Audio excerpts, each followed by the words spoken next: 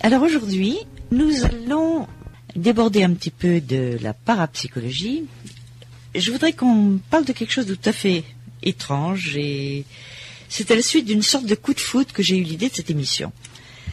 Un jour, tout à fait par hasard, je vais au cinéma, je vois qu'on annonce un film qui s'appelle Enquête sur le monde invisible, d'un monsieur qui pour moi était totalement inconnu, Jean-Michel Roux. Évidemment, à titre pareil, je fonce au cinéma en me disant « Ouh là là, ce genre de sujet, ça ne va pas tenir longtemps ».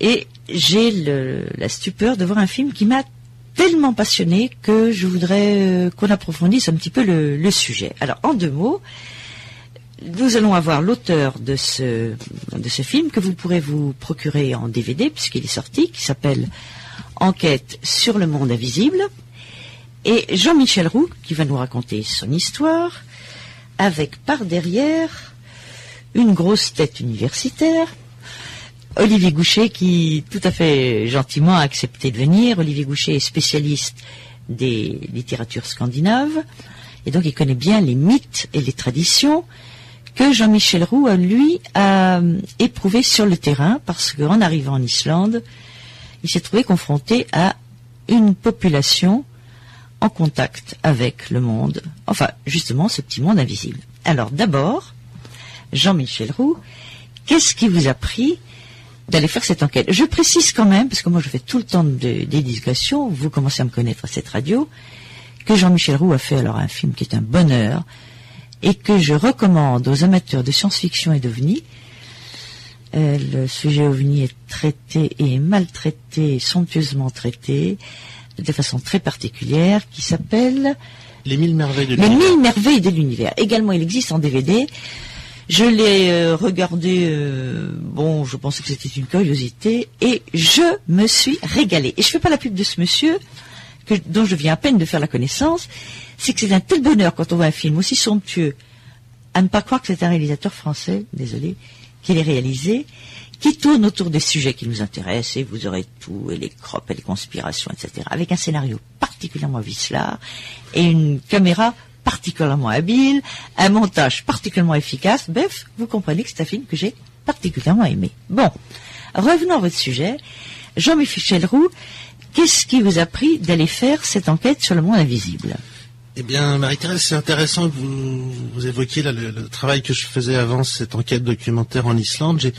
Depuis l'âge de 19 ans, j'écris et je réalise des courts-métrages de fiction, fantastique ou de science-fiction. Et c'est à l'occasion d'un repérage en Islande il y a fort longtemps, en 90, pour un projet de film. Je suis allé faire la recherche de décors naturels volcaniques pour un projet de film qui était censé se passer dans une île de la mer du Nord. En regardant une carte, j'ai découvert par hasard l'Islande. Vous savez, à la fin des années 80, on parlait très peu de cet endroit. Björk n'avait pas encore eu le succès qu'on lui connaît aujourd'hui. Et je savais à peine qu'il y avait une île entre le nord de l'Escosse et le cercle polaire et le pôle Nord. Les gens me disaient oui, c'est une espèce d'endroit perdu dans la brume. Bref, on n'avait aucune information. Il y avait tous les 10 ans 4 pages dans Géomagazine, donc on n'en connaissait rien. Et par chance, je pose mon doigt sur la map monde pour chercher un nom exotique. Il n'y avait rien entre la Belgique et l'Islande, à part les îles Féroé. Islande sonnait mieux. Je décide de situer une partie de l'action de ce scénario là-bas. Et au bout d'un moment, comme on le fait pendant le développement d'un film, le producteur me propose d'aller faire des repérages en Islande. Donc j'y allais uniquement pour des raisons artistique et photographique. Il fallait que c'est un pays somptueux. Hein. Moi, j'ai eu un véritable coup de foudre quand j'ai découvert l'Islande. Il y a de quoi en parler. Et Olivier Goucher ne nous contrariera pas, il connaît bien l'Islande. Bon. J'ai eu la chance de par hasard discuter de mon projet avec un ami qui connaissait une franco-islandaise qui sortait de l'école de cinéma La Fémis, et ça l'amusait d'accompagner en tant que guide interprète, assistante, un jeune réalisateur qui faisait un repérage là-bas. Elle s'appelle Solveig Anspar. Elle a fait déjà 2 longs métrages depuis, Woleker et Stormy Weather, tournés en Islande justement. Et donc, le fait d'aller faire des repérages en dehors de la saison touristique avec quelqu'un qui parle la langue du pays faisait que j'avais peut-être un rapport plus normal et personnel avec les gens qui nous recevaient, parce que quand on fait le tour de l'Islande, on dort chez l'habitant, c'est ce qu'il y a de plus économique, et le soir on dîne avec eux. Et j'avais eu vent, mais vraiment par hasard, de cette histoire que... Quelle histoire? Attendez, mon ami qui est d'origine islandaise mais qui habite à Paris me dit, tu vas voir, toi qui aimes les choses étranges, dans mon pays, il y a beaucoup de gens qui croient aux elfes et aux trolls. Et alors, à l'époque, vous savez, je n'avais jamais réfléchi une seconde de ma vie aux elfes et aux trolls. Je n'étais pas fan de l'heroic fantasy ni de Tolkien. Et donc, ça n'avait jamais une demi-seconde effleuré ma pensée. Et je dis, ah bon, mais c'est quoi les elfes et les trolls? Elle me dit, ouais, tu sais, ces espèces de gnomes de la mythologie scandinave. Point. Et donc, au bout de 2 jours en Islande... Déjà, je vois Olivier Goucher qui dodeline de la thé a l'air très sceptique, mais nous allons y venir. Si vous voulez, pour résumer, la première fois que j'ai dîné avec une famille d'Islandais, à la fin du repas, on a eu le temps de sympathiser, je leur dis, au fait, qu'est-ce que vous pensez des elfes? J'étais juste curieux, et des trolls. Et à ce moment-là, je me rends compte que la question provoque une grande gêne, une grande timidité. Tout le monde se tait pendant 5 minutes, et puis au bout d'un moment, il y a le chef de la famille qui très timidement me dit, écoutez... oui, on y croit aux elfes, pourquoi? Puis bon, j'étais juste curieux, puis je leur dis, mais comment ça vous y croyez? Il me dit, oui, j'ai vu par exemple, il y a exactement 1 an, un troll. J'ai dit, mais un troll, vous pouvez me dire ce que c'est un troll? Il me dit, oui, c'est un géant de 20 mètres de haut qui marche au-dessus des collines, et j'ai été perdu dans une tempête de neige sur la petite nationale qui fait le tour de la ville, de l'île. J'ai cru que j'allais mourir, et donc c'était ma première expérience de témoignage sincère et timide de la part d'un Islandais. Il m'explique qu'un géant s'est emparé de sa voiture, l'a sorti de la tempête de neige et l'a reposé 3 kilomètres plus loin pour lui sauver la vie. Et là, si vous voulez, c'était la première fois de ma vie que mon intuition psychologique était confrontée à quelque chose qui me dépassait et qui en même temps me faisait comprendre que cette personne n'avait aucune raison de mentir, qu'elle aurait préféré ne pas en parler, que je ne lui pose pas de questions. Et bref, pendant 10 jours, tous les soirs, je demandais à la fin du repas la même question. Bonjour, qu'est-ce que vous pensez des elfes? Et je voyais à chaque fois, 2 fois sur 3, la même réaction extrêmement timide et sincère, et à chaque fois des faits divers extraordinaires pour un cerveau de jeune Parisien français qui n'a jamais réfléchi une demi-seconde à cet état de fait. Alors, des faits divers dont vous croyez l'authenticité. Vous ne mettiez pas en doute les témoignages. Pour vous, les gens ne mentaient pas, ils n'affabulaient pas, ils n'étaient pas mythomanes, ils ne déliraient pas. Vous savez, déjà, la personne avec qui j'étais, qui était franco-islandaise, était pas du tout, férue de ces histoires. Elle me disait, oui, mes cousins aussi en parlent, mais bon... Elle prenait ça d'un point de vue de parisienne française. Et je suis rentré en France et j'ai été obsédé pendant des années par ces témoignages, mais recueillis spontanément. J'étais là pour d'autres raisons. Et si vous voulez, je me suis juste demandé, mais qu'est-ce que ça voulait dire? Puisque je me rendais compte intuitivement que ces gens n'avaient aucune raison de mentir, qu'ils auraient préféré ne pas en parler, qu'ils n'étaient pas des mythomanes, et qui me racontaient tout ça très sincèrement, ça m'obsédait, je voulais savoir de quoi s'agit-il. Vous savez, c'est un petit peu comme une anomalie dans une histoire de famille. Un jour, on trouve une lettre sous un tabouret, et on découvre qu'un oncle ou une mère a vécu une vie parallèle, et ça bouleverse tout. A eu 4 enfants cachés. Bon, voilà, alors, ça bouleverse votre conception de cette personne. Et là, c'était à la fois... ma conception, oui, de la vie, tout simplement. Qu'est-ce que ça veut dire? Pourquoi ces gens parlent de ces trucs complètement extraordinaires qui a priori n'existent pas et dont on ne nous parle jamais en France? Non. Moi, je parle de mon point de vue de français. Très bien. Alors, justement, vous avez fait une enquête sur le terrain. Nous allons revenir, bien sûr, à vous.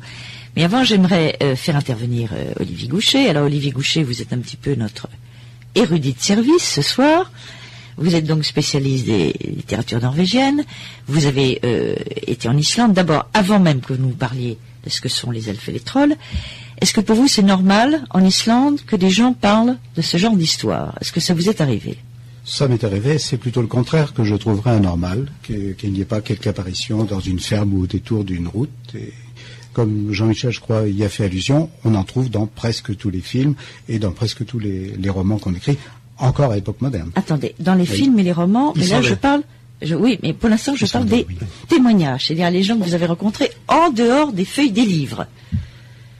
Est-ce que les gens les gens que vous avez rencontrés en Irlande vous en ont parlé? En Islande, pardon. En Islande, oui, à l'occasion, je ne veux pas m'étendre là-dessus, mais j'ai un projet de roman qui tournera autour d'un personnage qui a vraiment existé, celui-là de pasteur islandais, qui vivait au XVIe siècle, au XVIIe siècle, pardon, et toute sa vie est ponctuée de rencontres avec des fantômes. Donc les amis que j'ai en Islande m'ont parlé des fantômes et des anecdotes et de tout ce qu'il a fait. Ah, qu'ils avaient au XXe siècle, plus exactement au XXIe siècle alors? Oui. Bon. Oui. Alors, dans le corpus de la littérature islandaise que vous connaissez bien, et dans la mythologie islandaise, est-ce que vous pouvez nous dire quels sont ces êtres invisibles auxquels la population islandaise est confrontée? On verra qu'il n'y a pas que les Islandais d'ailleurs. Mais enfin, nous restons pour l'instant dans le cadre de l'Islande. Mais pour vos auditeurs, je voudrais, si vous le permettez, faire un tout petit bond en arrière en partant du mot elfe, puisque ceux qui auront la chance ou qui ont eu la chance de voir le film de Jean-Michel Roux ont vu qu'il y avait comme leitmotiv dans tout le film les álfar en islandais, donc traduit par elfe en français. La traduction est bonne, mais elle risque d'induire des idées fausses, parce que le mot les elfes, les álfar, sont présents dans tout le domaine de la Germania en Europe, aussi bien en Allemagne, on le trouve dans le mot du fleuve Elbe, en Scandinavie évidemment, et surtout en Angleterre. Et la forme du mot elfe vient de l'anglais. Et on l'a connu surtout chez nous, par Shakespeare d'abord, et puis Tolkien évidemment plus récemment. La forme islandaise donc permet de distinguer les elfes pour nous, ce sont des petites divinités, des bois ou de l'eau, mais la álfar, c'est beaucoup plus que ça. Et on aura l'occasion de revenir sur des définitions qu'on peut essayer d'en donner. On en trouve les premiers témoignages chez Snorri Sturluson, qui est le plus grand auteur islandais du Moyen-Âge. Oui, il a vécu de 1179 à 1241. Oui. Donc, à cheval donc sur les 2 siècles, et lui avait entrepris de raconter la mythologie scandinave parce qu'il trouvait que la jeunesse de son temps n'y comprenait plus rien, n'était plus capable de créer des poèmes selon les règles. Bon, je ne vais pas insister là-dessus. Il a donc essayé d'expliquer tout ce qui peuplait cette mythologie, y compris le côté populaire de la mythologie. Et dans ses écrits, dans quelques poèmes aussi, il va distinguer plusieurs sortes d'elfes. Ah, c'est justement ce que j'aimerais. Donc il en distingue 3 sortes. Il distingue les ljósálfar, c'est les elfes lumineux. Il distingue... C'est ceux qui s'occupent, alors, entre autres, des cultures, des moissons... Oui, ce sont les gentils. Ce sont ceux qui rendent service à tout le monde, qui ont une aura pas particulière. Voilà, les druides qui vont rôder autour des crop circles prétendent que ce sont eux qui créent les crop circles. Bon, pour vous donner une petite parenthèse. Bon, oui. À l'opposé, il distingue les svartálfar, les alphes ou elfes noirs. Cela ressemble à des créatures tout à fait démoniaques. Et au milieu, il y a les alphes sombres, dont on ne sait pas quoi faire. Et pourquoi on ne sait pas quoi faire? Bah, parce qu'ils sont ni blancs ni noirs, c'est pas facile à distinguer. Et en disant ça, je le fais exprès évidemment, parce que c'est ça les grosses têtes, hein, comme vous dites. On a le soupçon chez Snorri Sturluson qui était formé, s'il savait lire, écrire, et s'il c'était un être extrêmement cultivé, c'était grâce à l'Église chrétienne. Il est clerc de l'Église. Donc on a bien l'impression qu'il a transformé ces petits êtres mythiques en quelque chose qui ressemble d'un côté à des anges, les ljósálfar, les elfes lumineux, et de l'autre côté les vilains démons qui sont tout noirs. Il n'en reste pas moins que la littérature la plus ancienne donne 3 témoignages de sacrifices aux elfes. Álfablót. Quel type de sacrifice? On ne sait pas. On ne sait pas, on sacrifie à une vache, enfin... Le premier exemple dit, ben voilà, il y a un Norvégien, un skald norvégien qui voyage par la Suède, il voudrait bien être reçu chez des paysans, et on lui claque la porte au nez en disant non, pas question de recevoir un étranger, on fait ce soir un sacrifice aux elfes. Et lui ne dit rien d'autre. Il y a un autre texte qui dit que pour soigner un malade, il faut sacrifier un bœuf, inonder du sang du bœuf la colline où vivent des elfes, et ensuite manger avec d'autres la viande. Et c'est tout. On n'a pas de détails, c'est bien malheureux. Non, mais il n'y a pas que les elfes, n'est-ce pas, dans cette tradition de peuple invisible qui ne doit pas être totalement invisible, puisqu'il y a des gens qui les perçoivent. C'est un phénomène sur lequel nous allons les étendre tout à l'heure. Hein. Mais il n'y a pas que les elfes. Non, pas du tout. Tous ces gens-là sont peut-être pas visibles en temps normal, donc ils se montrent quand ils l'ont décidé, à moins qu'il y ait des gens capables de les percevoir. Mais tous ces personnages, donc d'elfes, de nains, de trolls, de géants, sont compacts, concrets. Et quand ça se passe mal, quand on s'empoigne à eux, je pense aussi aux revenants, on a quelque chose de très physique devant soi. Avec des luttes, je vous renvoie à la saga de Grettir le Fort et à son combat célèbre contre Glaumur, le fantôme suédois en plus, ça n'arrange rien. Ça vaut bien nos matchs de catch. Mais alors, petite parenthèse, on va revenir à cette différente classification des créatures invisibles de l'Islande, puisque c'est à l'Islande que nous nous consacrons ce soir. Jean-Michel Roux, vous avez attesté un phénomène tout à fait extravagant pour nous, braves occidentaux. C'est-à-dire que il faut tellement respecter les elfes que le ministère des Transports, enfin la société qui construit les routes, Racontez-nous un petit peu ce qui se passe pour les auditeurs qui ne l'ont pas vu. Oui, ça c'est le sommet de l'iceberg du phénomène elfe dans la société actuelle. Précisons bien société actuelle, hein, écoutez bien ce que oui, parce que Olivier nous parle de textes du Moyen-Âge. En fait, moi j'ignorais tout ça, j'ai été confronté à des gens qui côtoient des elfes, qui les voient, qui les décrivent. Alors il y a une différence entre les gens qui voient une fois dans leur vie quelqu'un sortir d'une pierre et rentrer dans une autre, puis qui vont s'en rappeler jusqu'au jour de leur mort, et puis des gens qui tous les jours, depuis leur naissance, voient une multitude d'êtres qui les entourent, que nous ne voyons pas, en tout cas moi je ne vois pas, et qui peuvent décrire très précisément. Par exemple, j'ai rencontré à Reykjavik une dame qui a fait une sorte de présentation des principaux elfes qu'elle voit. Donc j'ai sous les yeux les dessins d'une dizaine d'êtres, et quand je suis allé montrer ces dessins qui ont l'air assez enfantins et naïfs à un autre médium qui habite à l'autre bout du pays et qui ne connaît pas la dame, il a été émerveillé de voir que c'était exactement ce qu'il voit lui aussi. Ce qu'il voyait. Oui, mais je voudrais que vous en reveniez à une manifestation elfique, j'aime pas ces adjectifs, tout à fait particulière avec les routes. Ah oui, alors oui, voilà, j'ignorais tout du phénomène elfe, et j'entends parler par mon ami franco-islandaise qu'en 1987, Le Monde publie 4 pages sur les elfes en Islande. Et donc, pour des pragmatiques français, ça fait bizarre de se dire que le journal le plus réputé dans notre pays parle de ça. Donc, j'ai retrouvé l'article. Effectivement, c'est le sommet de l'iceberg dans la société islandaise, mais qui est du coup de temps en temps relayé par des médias internationaux. L'histoire est la suivante, c'est que régulièrement, les mairies veulent construire des bâtiments, ou l'administration des routes veut construire des routes. Et bizarrement, alors que tout le pays est au courant, il y a toujours un entrepreneur qui est complètement sceptique devant le phénomène elfe, qui décide de faire ses plans comme il l'entend. Et de temps en temps, enfin ça arrive quand même en moyenne une fois par mois en Islande, hein, quand vous y habitez, vous voyez ça dans les news à la télévision et dans le quotidien national, que les entrepreneurs s'avancent sur un terrain habité par des elfes, que ça pose des problèmes, les camions tombent en panne, les travaux s'arrêtent, et à ce moment-là, comme à chaque fois, ils font appel à un intermédiaire, donc un médium, alors, attendez, pour négocier entre l'administration et la civilisation elfe. Il faut être précis. Alors, parce que les elfes sont censés habiter dans des rochers. Oui. D'ailleurs, dans votre film, vous nous montrez des rochers qui correspondent à la bibliothèque des elfes, oui, voilà, par exemple, à leur cathédrale, enfin pas leur cathédrale, enfin leur par exemple, lieu de culte, etc.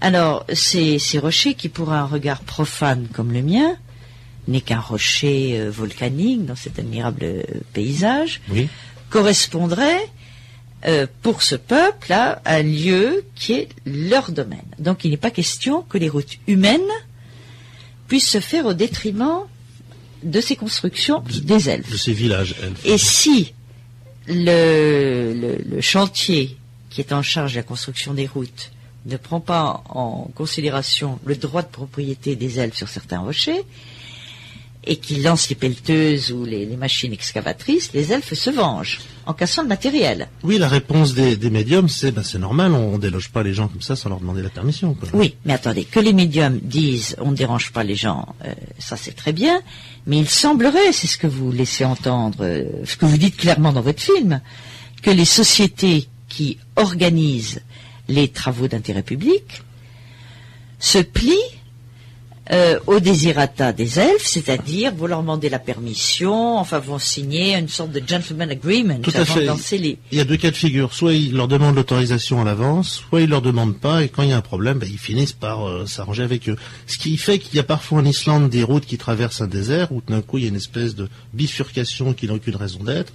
C'est même pas des rochers d'elfes, c'est un site elfe, vous voyez, un village invisible.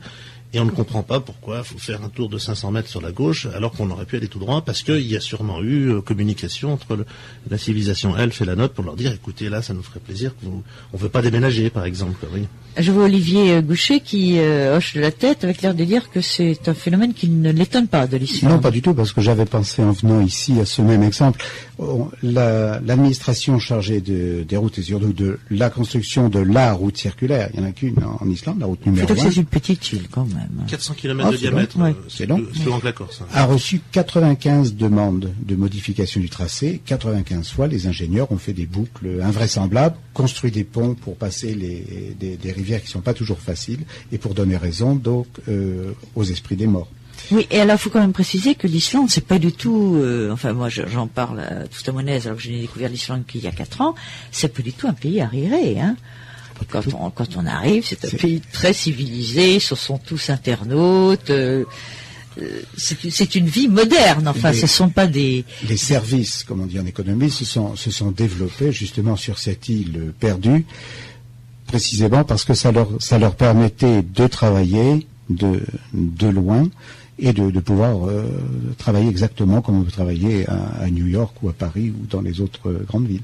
Ça, donc il ne s'agit pas de gens attardés du Moyen-Âge dans leur croyances populaires, ce sont des gens de notre époque. Et les gens qu'on voit interviewés par Jean-Michel ne sont pas des abrutis baveux dans leur coin, ce sont des gens parfaitement éclairés qui savent exactement de quoi ils parlent. Parce que beaucoup de gens me disent, mais pourquoi vous avez fait ce film en Islande et pas ailleurs? Bon, d'abord j'ai découvert le sujet là-bas, mais il s'avère que, après coup, je me suis dit que c'était peut-être plus troublant pour le public occidental d'être confronté à des personnes qui ressemblent à nos cousins bretons ou vosgiens, et pas, que d'aller en Inde ou Burkina Faso. Voilà, d'avoir une considération raciale sans être péjorative quand on voit des documentaires de gens rouges ou des Indiens ou les gens les Africains, asiatiques ou Hawaï, les gens disent ouais, c'est des traditions locales, tandis qu'eux, ils vivent comme nous, sauf qu'ils sont isolés sur cette grande île volcanique, et donc on peut plus prêter l'oreille à leur sincérité, tout simplement. Bon, alors nous terminons cette petite parenthèse et nous allons revenir à Olivier Goucher pour qu'il continue à nous définir alors tout ce pandémonium d'êtres différents, d'entités. Je ne sais pas comment est-ce qu'il faut les appeler d'ailleurs. Je serais bien empêché aussi de trouver un terme générique, mais parmi les êtres d'en bas, c'est aussi une expression qu'on trouve souvent. Où on dit aussi les êtres cachés, ça a été repris par le film, dans ce qu'on appelle les Huldufolk en islandais. On rencontre toute une série de personnages. Il y a les géants. Il y a d'ailleurs Alors justement, les géants, tout de suite, j'ai été très frappée, parce que moi je n'ai qu'une approche littéraire du folklore islandais, de voir que Jean-Michel Roux, dans son film, ne fait qu'une brève allusion aux géants. Or, les géants, c'est important dans la tradition islandaise. Oui, tout à fait. Mais alors, qu'est-ce que c'est que ces géants? Il a une bonne explication pour ce... Les quelques témoins d'Islandais que j'ai pu interviewer avant le tournage du film, qui m'ont raconté leurs expériences avec des géants, ont refusé d'être filmés pour le tournage parce que je pense qu'ils avaient peur de passer pour fous même en Islande. C'est-à-dire qu'en Islande, il est tout à fait reconnu de voir des fantômes, des elfes. Alors, il faudra qu'on parle de la multitude de races que désigne le mot elfe en Islande. On y reviendra tout à l'heure. Par contre, les géants de 20 mètres de haut, ça, vous voyez, c'est un peu perçu comme une sorte de fantasme primitif. Mais j'ai rencontré le directeur d'une école, un pasteur qui ont observé des êtres géants. Vous voyez, il roulait juste sur la route comme ça, et tout d'un coup, il tourne la tête, puis il voit 4 géants. Alors, quand vous dites géant, ça veut dire quelle taille? 20 mètres environ, d'après leur description. Ils ont une forme anthropomorphique assez frustre, vous voyez, ils sont un peu comme sculptés maladroitement dans la pierre. Tout le monde les décrit pareil en Islande, et en Norvège d'ailleurs. Alors, Olivier Goucher, parle-nous un peu de ces géants. Je dirais que ce sont les géants qu'on peut rencontrer sur les routes d'Islande. Moi, j'en ai pas vu. Ça doit être des montagnes en marche. En fait, il y a, à ma connaissance, 2 sortes de géants. Il y a des gens qui sont grands, forts et totalement bêtes. Donc, ils entrent dans la littérature islandaise parce qu'on peut se moquer d'eux, on les berne. On sait qu'ils sont un danger pour le monde des dieux et des hommes. Mais il y a une autre sorte de géants qui sont les géants qu'on pourrait dire primordiaux, qui sont parmi les premiers êtres humains créés dans la cosmogonie islandaise ancienne. Et ceux-là sont dépositaires du savoir primordial, savoir des premiers temps. Et c'est à eux que même quelqu'un comme Odin, donc le dieu suprême, s'adresse pour savoir ce qui s'est passé avant. Bien. Alors, il semblerait donc que le motus un petit peu sur les géants, mais ça fait quand même partie des croyances et des êtres possibles. Écoutez, moi, ce monsieur d'une 40aine d'années, qui était le directeur en plus, vous savez, d'une école alternative, où on enseigne aux enfants d'une manière un peu plus moderne, etc. Donc pas quelqu'un de perdu à la campagne, vous voyez, une sorte d'intellectuel d'aujourd'hui, m'expliquait qu'en allant faire des randonnées dans les fjords du nord-ouest, qui sont quasiment déserts, c'est au-dessus de Isafjordur, un jour il se promenait tout seul sur un glacier, il a tout d'un coup vu une femme géante, m'a-t-il décrit, de 20 mètres de haut, qui lui a fait des grands signes et qui s'est approché de lui, ça l'a terrifié, et il est parti en courant jusqu'au village, quoi. Est-ce qu'on vous a défini un petit peu l'apparence de cette géante? Oui, il m'a expliqué qu'elle était de forme humaine. Il n'arrivait pas à voir ses pieds. Elle avait une espèce de grande robe de bure. Mais dans le doute, il avait l'air terrifié. Et en fait, il m'explique que quand il travaille des fois comme guide pour des groupes de touristes qui vont faire de la randonnée dans les glaciers, dans les endroits les plus déserts d'Islande, il se rend compte que dans ces endroits, l'énergie du lieu, au bout d'un moment donné, perturbe la conscience des gens, et pour être sûr qu'ils ne pètent pas les plombs, les touristes, donc qui sont quand même payés pour venir faire ce genre de marche exceptionnelle, il les entraîne à faire des jeux quasiment enfantins, des petites chansons, des petites histoires. Parce que s'il n'y avait pas cet échange humain, au bout d'un moment, ils seraient disturbés par dérangé par ces déserts qui ont l'air habités, quoi, pour résumer, quoi. Alors, l'importance des terrains, nous en reparlerons tout à l'heure, parce que c'est quand même très important. Il ne faut pas oublier que l'Islande constitue elle toute seule une sorte de phénomène géologique, hein. Il n'y a pas besoin de passer longtemps en Islande sans voir que tout de suite, on est sur un volcan qui éclate absolument de partout, que je ne sais pas combien d'éruptions volcaniques par an en Islande, mais enfin, ça doit être quelque chose d'assez impressionnant. Oui, il les prévoit, ça marche ou ça marche pas. Il y en a eu une récemment, qui n'a pas été plus amusante que les autres. Oui, une gigantesque. Ensuite, on voit l'eau très chaude, les geysers, qui jaillit du sol, avec une violence et une chaleur qu'on ne peut pas imaginer dans nos douillettes habitations françaises. Et en plus, la situation géologique de l'Islande est tout à fait particulière. Elle est située sur une zone de rupture de plaques tectoniques. Donc c'est un lieu quand même qui peut présenter des phénomènes dont nous allons parler tout à l'heure, qui sont quand même assez dérangeants pour la population qui y vit. On a étudié quand même les rayonnements électromagnétiques tout à fait particuliers, l'énergie électromagnétique qui règne dans ces pays-là, et on sait que l'influence de l'électromagnétisme sur le cerveau, ça a été testé en laboratoire, n'est pas neutre, et qu'elle affecte nos facultés de perception. Alors ça, on y reviendra tout à l'heure. Bon, alors nous avons les elfes, nous avons les trolls, et qu'est-ce que nous avons d'autre? Bon, à propos des trolls, je voudrais dire, ce sont des géants. Donc ils n'étaient pas encore devenus, en tout cas au Moyen-Âge, ce qu'ils sont devenus maintenant dans les boutiques de souvenirs pour touristes en Norvège. C'est pas des petites choses affreuses. Ils étaient sûrement affreux, puisqu'il y a une expression qui dit aussi bien laid comme un troll, mais on dit aussi riche comme un troll. C'est-à-dire que ça renvoie à l'habitation des trolls sous la roche, dans la montagne. Donc le troll fait peur, mais il détient lui aussi des secrets. À part le troll, il y a des nains. Et le même Snorri Sturluson dont j'en parlais tout à l'heure en évoquant les Aulvar, les différentes sortes de Aulvar, finit par confondre à peu près les Aulvar et les nains. Les nains, eux, on les connaît un petit peu mieux, comme je dirais à peu près dans toutes les mythologies indo-européennes, mais l'islandaise en fait partie de toute façon. Les nains sont détenteurs du savoir technique, c'est-à-dire que ce sont les artisans les plus habiles qu'on puisse imaginer. Dans la mythologie, lorsque les dieux ont besoin d'un bijou superbe, c'est à eux qu'ils s'adressent. Lorsqu'ils ont besoin d'un lien capable de lier un monstre, un loup monstrueux, ce sont les nains qui vont le fabriquer pour eux. Les nains, bon, c'est peut-être idiot d'entendre ça, n'étaient pas petits. C'est d'ailleurs une des raisons pour lesquelles... Non, les nains étaient grands, et c'est une des raisons pour lesquelles on dit encore les petits nains. Blanche-Neige et les petits nains, bon, même s'ils sont 7 ou pas. Ah oui, ça a l'air d'un pléonasme, mais en réalité, ce n'est pas un pléonasme. C'est pas un pléonasme. Oui. Personne ne dit les grands géants, à moins d'être complètement oui. Ils sont grands comment les nains, alors ça, je ne sais pas, quoi. la taille des nains, mais ils ont dû commencer petits, comme tout le monde. En revanche, leur nom, l'étymologie de leur nom, pour une fois, est intéressante dans le domaine indo-européen, puisque le mot, vous pensez à l'allemand Zwerg ou à l'islandais Dvergur, c'est dwarf en anglais, ça veut dire tordu, mal fichu. Et en fait, c'est une interprétation. Il représente vraisemblablement l'esprit des morts, et les morts, on les enterrait en position fétale, autrement dit couchés en zigzag, recroquevillés. Sur eux-mêmes, oui. Voilà. Et ces gens-là sont bénéfiques si on sait les prendre. Ça explique les efforts de courtoisie des gens, ça revient plusieurs fois dans le film de Jean-Michel, et aussi le respect manifesté par les fonctionnaires.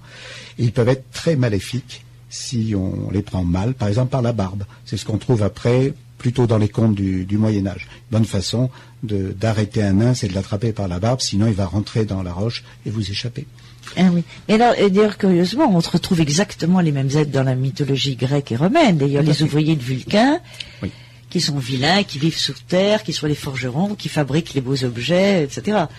D'ailleurs, c'est une chose tout à fait étonnante, c'est de voir la permanence de ces êtres mythologiques à travers toute la planète. Et ça continue maintenant, ça veut dire que la mythologie n'est pas morte, et que peut-être ce qu'on considérait comme des êtres totalement mythiques, ça a peut-être une base quand même dans la réalité qu'on perçoit ou qu'on ne perçoit pas. C'est une des interprétations possibles du mythe. De toute façon, il n'y a certainement pas qu'une seule façon de voir évoluer les mythes. On peut passer de l'histoire ou du concret au mythe, ou l'inverse. Enfin, ce que je remarque, puisqu'on est dans le domaine indo-européen, c'est que chez les Islandais aussi, les dieux sont mutilés. Et que ces mutilations signifient un plus de savoir ou de savoir-faire. Par exemple, Odin, pour connaître, pour savoir, donne un œil en sacrifice. Vous avez le dieu du droit, l'autre grand dieu, Tyr, vraiment un dieu primordial qui va sacrifier son bras droit pour sauver le monde, ou pour, oui, on peut dire pour sauver le monde, ou rétablir l'ordre, ou en tout cas protéger le monde. Et on n'a pas de dieu boiteux, comme vous parliez de Vulcain et Phaistos. En revanche, on a un forgeron merveilleux à qui son ennemi va couper les tendons des genoux. Donc à chaque fois, on a une mutilation qui correspond à un savoir-faire. D'ailleurs, c'est un phénomène tout à fait curieux. D'ailleurs, chez les anciens, toute malédiction était une bénédiction, parce que finalement, très souvent les idiots avaient le don de divination, et pour les anciens Grecs, qu'est-ce que c'était le don de divination? Maintenant, on dit, ah bon, les devins, ils devinent le futur. Mais non, divination, étymologiquement, ça indique un rapport avec le divin. Donc, ce don que nous considérions comme la folie était en réalité un plus extraordinaire accordé aux dieux qui permettait aux êtres d'en savoir plus. Alors, nous allons faire une petite pause musicale avant de continuer notre exploration. Alors, donc, nous reprenons notre pérégrination vers le monde invisible. Alors, d'abord, j'ai vu que vous réagissiez tout à l'heure, Jean-Michel Roux, lorsque nous évoquions le côté un peu, même tout à fait, négatif et hostile de ce petit peuple. Alors vous, quel est votre témoignage, vous, dans l'Islande moderne? Oui, j'ai le sentiment qu'il y a une grande différence entre la perception de ces êtres dans les textes anciens, où ils sont souvent effrayants et voire manipulateurs et plus ou moins démoniaques, alors que moi, ce qui m'a vraiment surpris en plongeant dans la société islandaise aujourd'hui, c'est que tous les gens qui perçoivent... Alors je parle pas des trolls comme le petit fait divers du monsieur qui a été effrayé par une personne de 1 mètre de haut, ça on peut le comprendre. Mais tous les gens qui perçoivent des elfes, en général, trouvent ça beau, positif, et remarquent que ceux qui sont les plus proches de nous, parce qu'il y a quand même une autre chose qu'il faut dire, c'est que le mot elfe désigne en islandais au minimum 20 formes de vie différentes qui vont de 20 cm de haut à notre taille. Et ceux qu'ils perçoivent le plus souvent, les hulls du folk, les gens cachés, sont une société humaine parallèle aux humains. Et qui se manifeste comment? Qui de temps en temps se présente à nous, et qu'évidemment les clairvoyants voient au quotidien tous les jours, aux abords des villes ou dans les déserts volcaniques, et qui, à la différence des humains, n'ont pas de voiture, pas d'armes, ne fabriquent pas la bombe atomique, ne polluent pas la planète, et de manière très étrange sont toujours habillés avec environ un bon siècle de retard par rapport aux Islandais modernes. Il y a une sorte de décalage, ils élèvent des animaux, ils ont des églises, et donc ce qu'ils appellent précisément les gens cachés, les hidden people en anglais, c'est pas les petits gnomes, etc. Voilà, ils préfèrent se tenir à l'écart de nous. Il y a de temps en temps ces interférences avec ces histoires de construction des routes, mais ils sont plutôt paisibles. Et quand il y a eu parfois des échanges de cadeaux, parfois ils offrent aux humains quelque chose en échange d'un service qui est rendu. Est-ce que les cadeaux restent? Parce qu'en général, dans la tradition, les cadeaux donnés par les gens de l'invisible, que ce soit les extraterrestres ou les jnouns, c'est-à-dire le pluriel de djinn, les cadeaux disparaissent. Alors, les cadeaux donnés aux humains enfin ceux que j'ai observés, bizarrement, m'ont plutôt l'air d'être comme des, vous savez, c'est parfois ça peut être des anneaux, des médailles, des broches en argent, des choses comme ça, mais qui auraient pu être des objets humains d'il y a 150 ans. Vous savez, on a l'impression qu'ils ont pu les prendre aux humains et nous les rendre. Ou alors c'est vraiment des objets de chez eux, les gens invisibles qui ont un petit siècle de retard dans leur apparence. Mais il y a un petit fait divers quand même qui est troublant et pour lequel j'ai pas réussi finalement à avoir les témoins pour le film, c'est qu'il y a également un contact lié aux accouchements entre ces gens invisibles et les humains. Mais c'est pas les elfes au sens les petits gnomes. Hein, alors ça nous en parlerons tout à l'heure parce que ce côté bénéfique de ces gens cachés, on l'a vu dans l'Europe tout à fait moderne, c'est-à-dire à la fin des années 60, dans un endroit tout à fait extraordinaire dont je pense que pas mal d'entre vous ont entendu parler, qui est Findhorn. Findhorn, c'est cette communauté où je suis allée, qui est au nord de l'Écosse. Et alors là, je vais appeler au téléphone une femme tout à fait extraordinaire, qui est Claudine Brelet. Claudine, est-ce que vous m'entendez? Oui, tout à fait. Bonjour Claudine, je suis bien contente de vous entendre. Alors Claudine, en 2 mots, je ne vais pas énumérer vos innombrables mérites, mais vous avez fait votre thèse d'ethnologie sur Findhorn. Est-ce que vous pouvez nous résumer un petit peu ce qu'est Findhorn, en gardant bien à l'idée que nous parlons du côté justement bénéfique de ce peuple invisible. Alors, qu'est-ce que c'était que Findhorn? Findhorn, c'était au départ un couple d'Anglais. Lui était un ancien officier de la RAF. Elle était son épouse et ils ont été managers d'un grand hôtel. Et puis les circonstances de la vie ont fait qu'ils se sont retrouvés totalement fauchés et chômeurs. Ça peut arriver à n'importe qui d'entre nous en France. C'est arrivé en Angleterre un petit peu avant chez nous à cause de la désindustrialisation.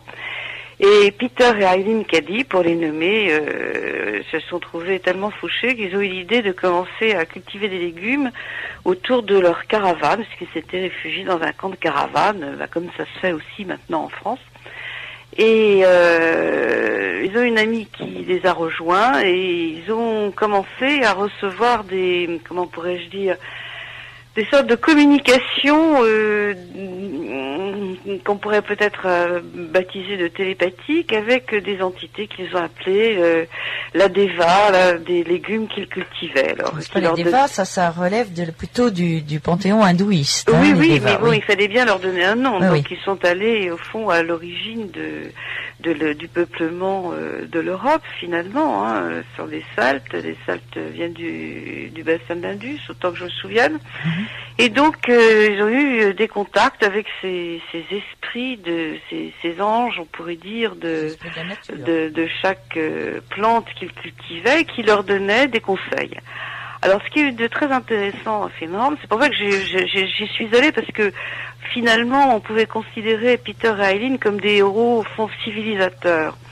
Et finalement, c'était des héros civilisateurs d'une civilisation qu'on pourrait appeler une civilisation écologique, puisque en fait ces entités avec lesquelles ils entraient en contact leur donnaient des conseils pour cultiver sur des sables supposés stériles au bord de la mer, tout à fait au nord de l'Écosse, donc dans un climat très défavorisé. C'est la même latitude que Leningrad. Oui, et plus au nord que Moscou. Et donc Saint-Pétersbourg, excusez-moi. Et donc, mais à l'époque c'était Stalingrad, effectivement. Et alors ce couple a été rejoint peu à peu par d'autres gens parce que ils sont parvenus à des résultats tout à fait extraordinaires, des choux de 20 kilos, des tomates qui poussaient comme en hiver, mais sans aucun moyen technique. Ils allaient ramasser des algues. Enfin, ils ont réinventé ce qu'on appelle aujourd'hui le compost. Oui, mais il faut préciser. Moi, je suis allée à Findhorn et j'ai vu les fleurs en plein hiver, les légumes d'une taille absolument invraisemblable. Oui, tout à fait. Mais Peter et Hélène disaient qu'ils les voyaient, les Devas. Ah oui, alors eux les voyaient. Ils ont eu un ami aussi, Rock, qui vivait à Édimbourg, si je me souviens bien, et qui lui carrément, en se promenant dans une rue d'Édimbourg, s'est trouvé en compagnie du dieu Pan, qu'il a vu. Alors bon, ça, on est en Écosse. En Écosse, on voit beaucoup de choses, pas seulement parce qu'on boit du whisky, mais on a beaucoup de traditions. On voit des fées, on voit des fantômes, on voit des monstres dans le Loch Ness. On voit aussi des lutins comme en Irlande. Donc il y a tout un peuple invisible que les gens voient. Et bon, moi c'est pas tellement fait pour m'étonner parce que par exemple quand j'étais au Nigeria, donc qui est vraiment sous une autre latitude, en Afrique équatoriale et tropicale humide, un jour un des membres de mon équipe est venu vers moi d'un très mystérieux et je me suis demandé ce qu'il allait me poser comme question. Et c'était simplement, est-ce que vous croyez aux esprits de la nature? Et alors je lui ai dit, écoutez, oui, d'abord je ne serais pas ethnologue si je n'avais pas une certaine forme de tolérance vis-à-vis de toutes les croyances dans le monde, mais je n'en ai jamais vu. Alors à Finor, je me suis appliquée, mais je dois avouer que je n'ai pas rencontré le dieu Pan, je n'ai pas rencontré les fées, je n'ai pas rencontré les anges des tomates, ni des petits pois, ni des choux. Mais ce qui était très intéressant, c'est que Finland est devenu un lieu de rencontre pour tous ceux qui réfléchissaient à l'avenir de la planète. Et on peut dire que c'était le creuset du mouvement environnementaliste ou écologique. Et aussi, ils ont reçu, ce qui était rarissime à l'époque, bien longtemps avant que le mur ne soit tombé à Berlin, ils ont reçu des scientifiques du bloc de l'Est, et dont des soviétiques. Donc, des Israéliens, je me souviens, moi j'étais là au moment où les agronomes israéliens sont venus pour étudier le sol parce qu'ils pensaient que, vu la taille exceptionnelle des fruits et des légumes, la communauté de Findorn, premièrement, faisait circuler des tuyaux de chauffage pour chauffer le sol, parce que... Ah non, il n'y avait rien du tout. Et des engrais absolument exceptionnels. Et alors, c'est pour ça que je vous demandais de témoigner, parce que là, il semblerait bien que ce brave Peter Heylen, qui n'avait pas particulièrement de don de jardinier... Non, mais c'était britannique. Hein, oui, la main verte. Voilà, oui. Bon, je pense que quand on est britannique, on a un respect du monde végétal totalement extraordinaire. Oui, mais c'était sur une terre sablonneuse où, par définition, rien ne pouvait pousser.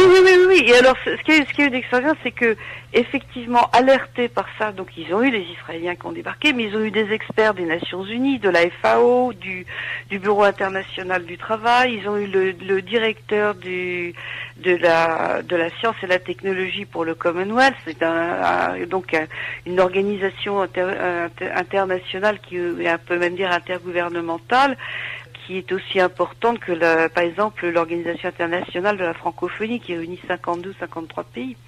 Vous voyez, donc c'était tellement extraordinaire qu'il y a eu un nouvel état d'esprit qui s'est installé. Et ce qui était aussi totalement extraordinaire, c'est que toutes les religions, toutes les croyances se rencontraient là-bas. Et on avait vraiment la sensation d'être sur une planète Terre différente de la société de consommation, de la société de compétition et de tout ce qui peut polluer aussi bien les corps que les esprits, disons. Et des gens venaient, beaucoup de gens étaient des psychiques, on dirait, des personnes qui avaient des médiums, des médiums, beaucoup. Et pas fou, hein, je veux dire, ils déliraient pas du tout, c'était vraiment des gens qui avaient une forme de vision globale évidemment, qu'on n'a pas en France.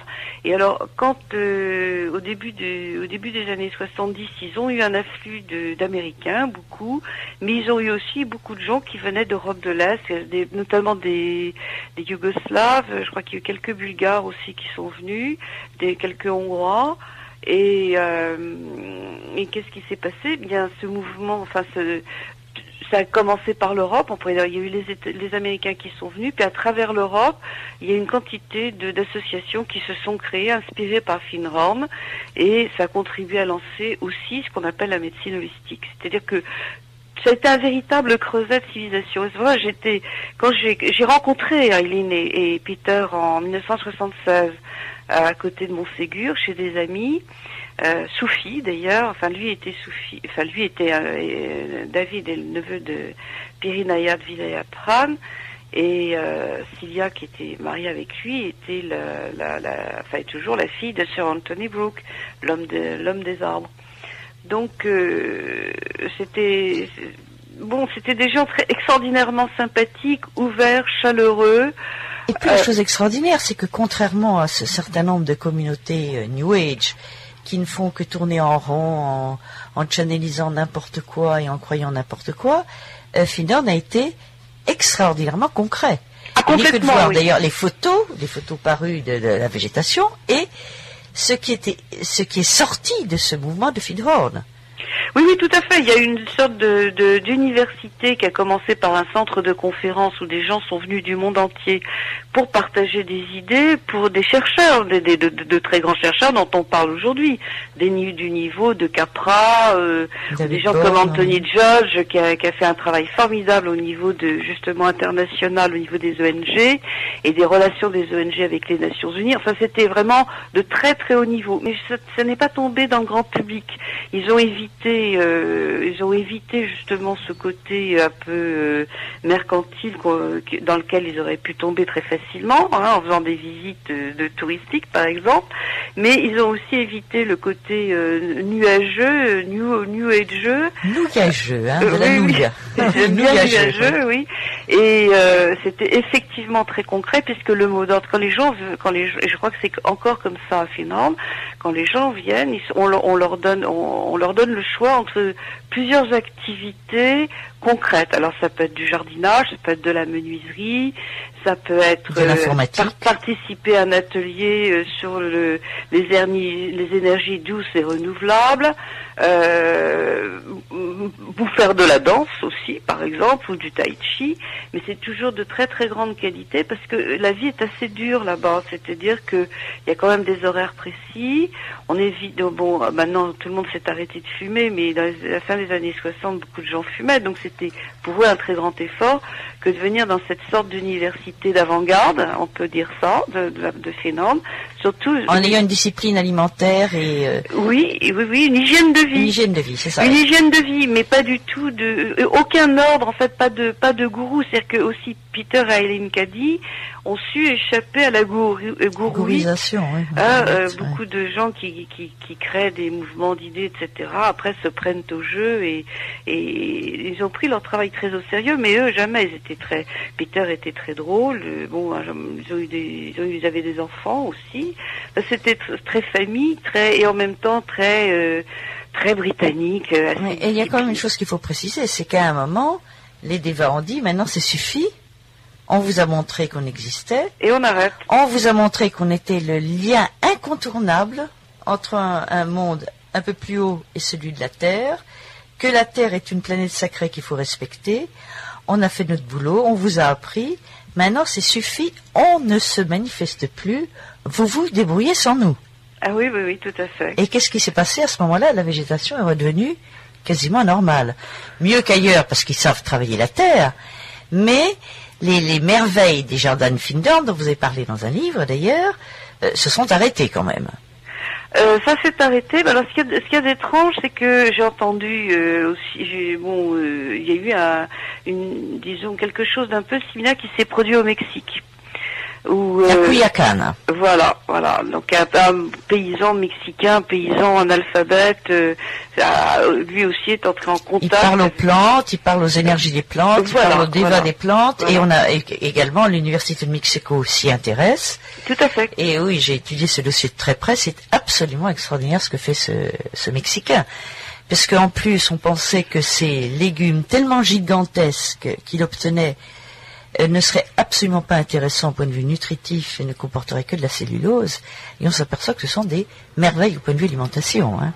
Mais c'est ce qui se passait aussi à Findhorn. La nourriture qui provenait des jardins, donc, était c'était des légumes extrêmement savoureux. Je pourrais comparer ces saveurs assez extraordinaires qu'on ne retrouve pas, évidemment, dans les légumes achetés dans les supermarchés, même sur les marchés d'ailleurs. Et même sur les marchés biologiques. D'être trimballé d'un continent à l'autre dans des caisses réfrigérées, c'est vraiment pas l'idéal pour ces végétaux. Mais j'ai trouvé la même chose. Un jour, j'étais dans une ferme qui pratiquait l'agriculture biodynamique. Donc, suivant les conseils donnés par Rudolf Steiner. Et effectivement, c'était une nourriture qui était très savoureuse et très... on avait l'impression qu'on mangeait de l'énergie, je dirais.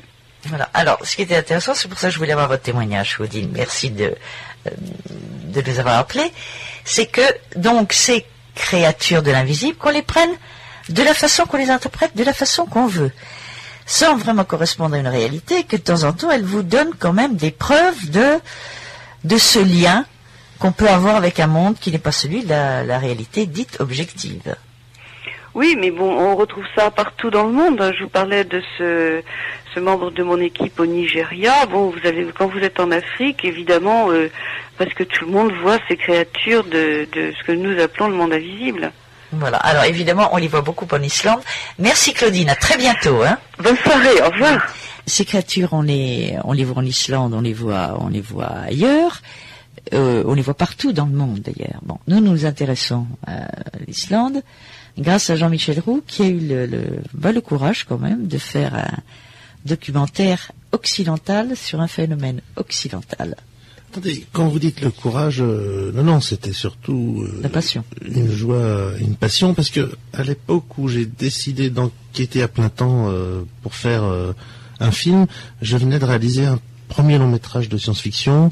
C'est un peu difficile en France de faire des films dans le genre science-fiction, donc ça a été assez long et éprouvant de enfin réussir à finir ce film qui sort, et j'étais sur les genoux à l'issue de 3 ans de travail pour faire ce film ambitieux, et comme par enchantement, juste au moment où je me disais bon, maintenant je venais d'écrire 5 résumés de nouveaux projets de films de fiction, tout d'un coup une émission de Canal+ qui était assez fantaisiste et L'œil du cyclone, ouverte d'esprit me dit tiens, t'aurais pas une idée de documentaire?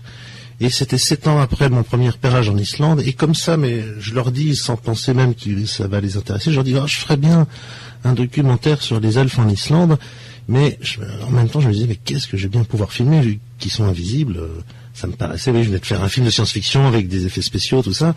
Et comme par magie, le mot elfe a rebondi dans la tête des responsables de l'émission et du Cyclone, spécialement Pascal Faure et Alain Burros, qui m'ont dit très bien. Alors en plus, ils avaient plutôt l'habitude de faire des documentaires avec beaucoup d'archives qui étaient remontées. Et là, moi, je leur disais, voilà, je vais aller tourner en plus en 16 mm, parce que j'aime pas la vidéo, ça coûte un petit peu plus cher. Comme ils vont parler en islandais, on va le tourner en scope, comme ça je pourrais mettre les sous-titres dans la bande noire en dessous. Ils ont dit ouais, très bien, et ça coûtait 2 fois plus cher qu'une émission habituelle, et ils m'ont dit mais pas de problème, vas-y. Donc le mot elfe a été une espèce de mot de passe magique, et alors à ce moment-là je me dis mais comment je vais faire au fait? Ils disaient ça y est, ils viennent me dire ok, faut que je fasse le tournage avant l'hiver, parce qu'en hiver il fait nuit, c'est moins passionnant de montrer l'Islande quand il n'y a pas de lumière. Et donc j'ai l'occasion sur les conseils de mon amie franco-islandaise Solveig Anspar, de rencontrer une Islandaise du pays qui parle à peu près bien le français et qui pour moi commence à enquêter avant que je débarque à mon tour enquêter. Et pour la première fois de ma vie, en débarquant en Islande pour préparer ce court-métrage qui s'appelait Elfland, je commence à discuter, donc à collaborer avec des médiums et des clairvoyants. Si vous voulez, préalablement, ça ne m'était jamais arrivé de me dire tiens, allons voir une voyante, parce que bon, j'ai pas envie d'avoir des rendez-vous concernant la divination, tout ça, ça m'intéressait pas. Mais là, c'était juste des gens qui étaient totalement surpris qu'un Français vienne chez eux pour leur dire alors c'est vrai qu'il y a des elfes en Islande. Ça les faisait sourire gentiment, parce que pour eux, les elfes, ils savent très bien que nous, ce qui nous intéresse, c'est disons les hobbits de Tolkien, les gnomes de la mythologie. Et si vous voulez, quand je leur posais la question, ils tournaient la tête vers le jardin, puis ils disaient mais écoutez, oui, il y en a là partout.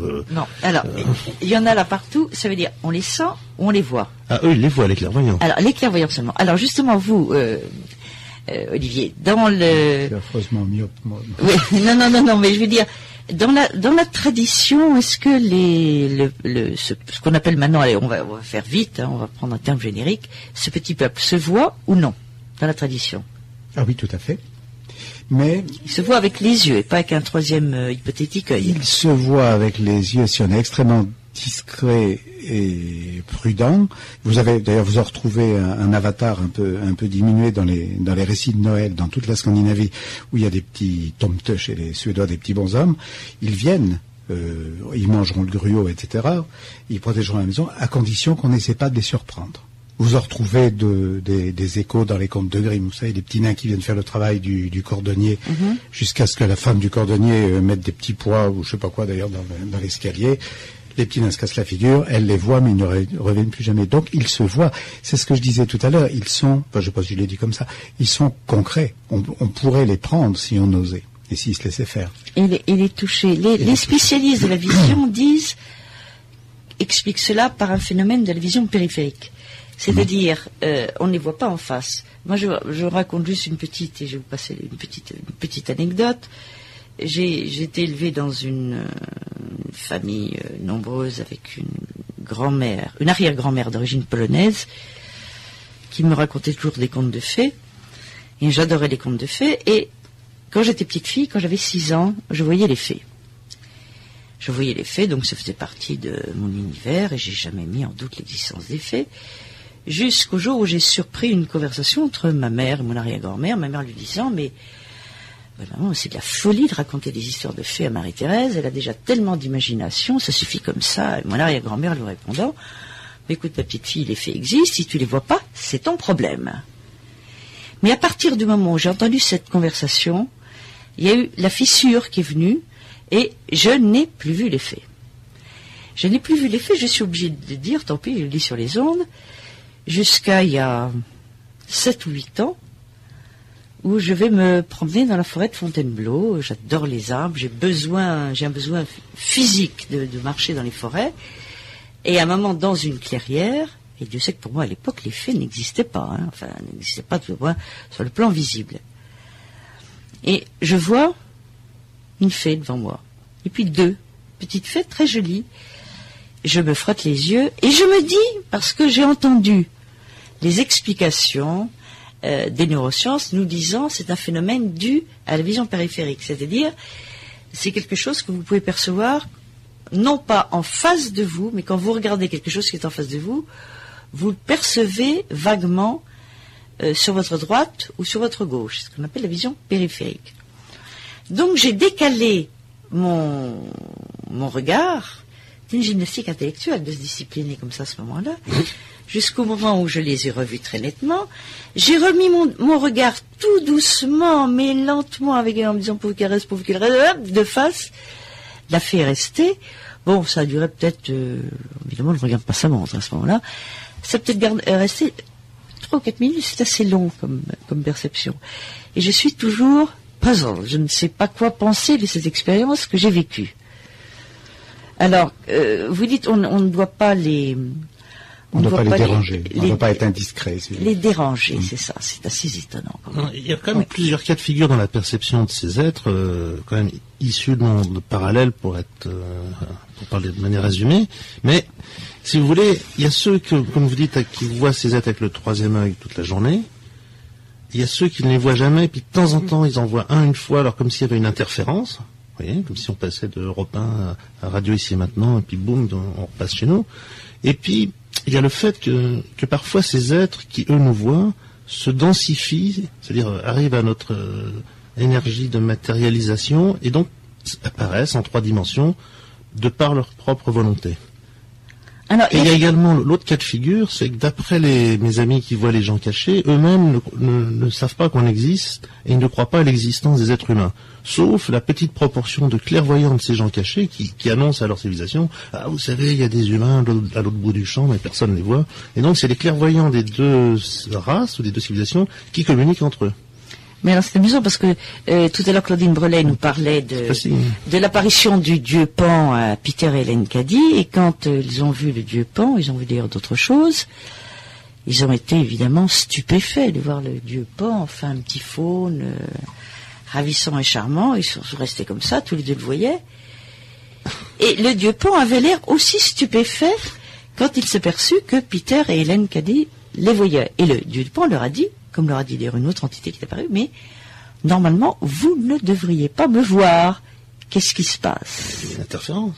Bon, alors, on parlera encore de ça tout à l'heure, parce que, effectivement, on peut se demander qu'est-ce qui reste dans le spectre de la lumière que notre œil peut appréhender, et s'il n'y a pas des phénomènes à droite et à gauche de cette bande du spectre qui peut quand même interférer. Ça, nous allons y revenir tout à l'heure. Olivier, oui, vous voulez dire? Oui, j'ai une question, si vous voulez bien, que je poserai volontiers à Jean-Michel à propos de ces interférences.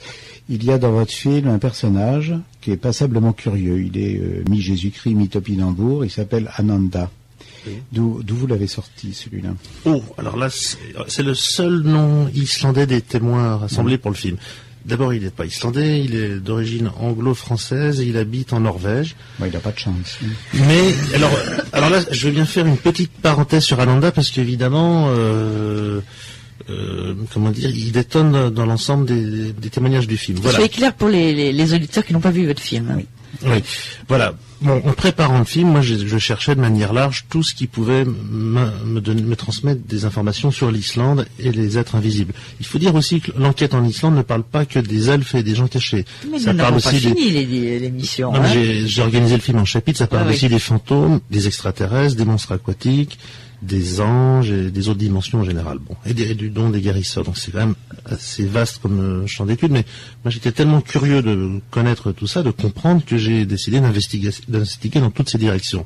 Et Ananda était un ami de quelqu'un que j'ai rencontré par hasard, dont elle avait perdu le contact depuis une petite dizaine d'années, et dont elle pensait qu'il travaillait pour la station américaine de la NASA près de Reykjavik, en tant que médium ambassadeur entre l'armée américaine et les extraterrestres.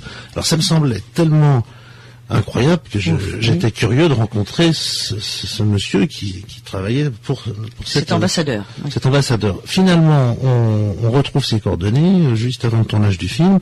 Il vient nous voir à Paris et il m'explique, il me jure, en fait, je suis sûr qu'il était sincère, que jamais il aurait fait ce travail, mais en fait, son ami avait confondu la Norvège et l'Islande, et toujours est-il que cet Ananda, passionné par le sujet de mes propres recherches, m'explique ce qu'il pense de la situation géophysique en Islande, par exemple, qui pense que c'est fort possible qu'il y a des points sur la planète qui sont des zones d'anomalie, des zones d'interférence, où il n'y a pas seulement des elfes, mais souvent conjointement des monstres aquatiques, des phénomènes d'apparition d'ovnis, et un plus grand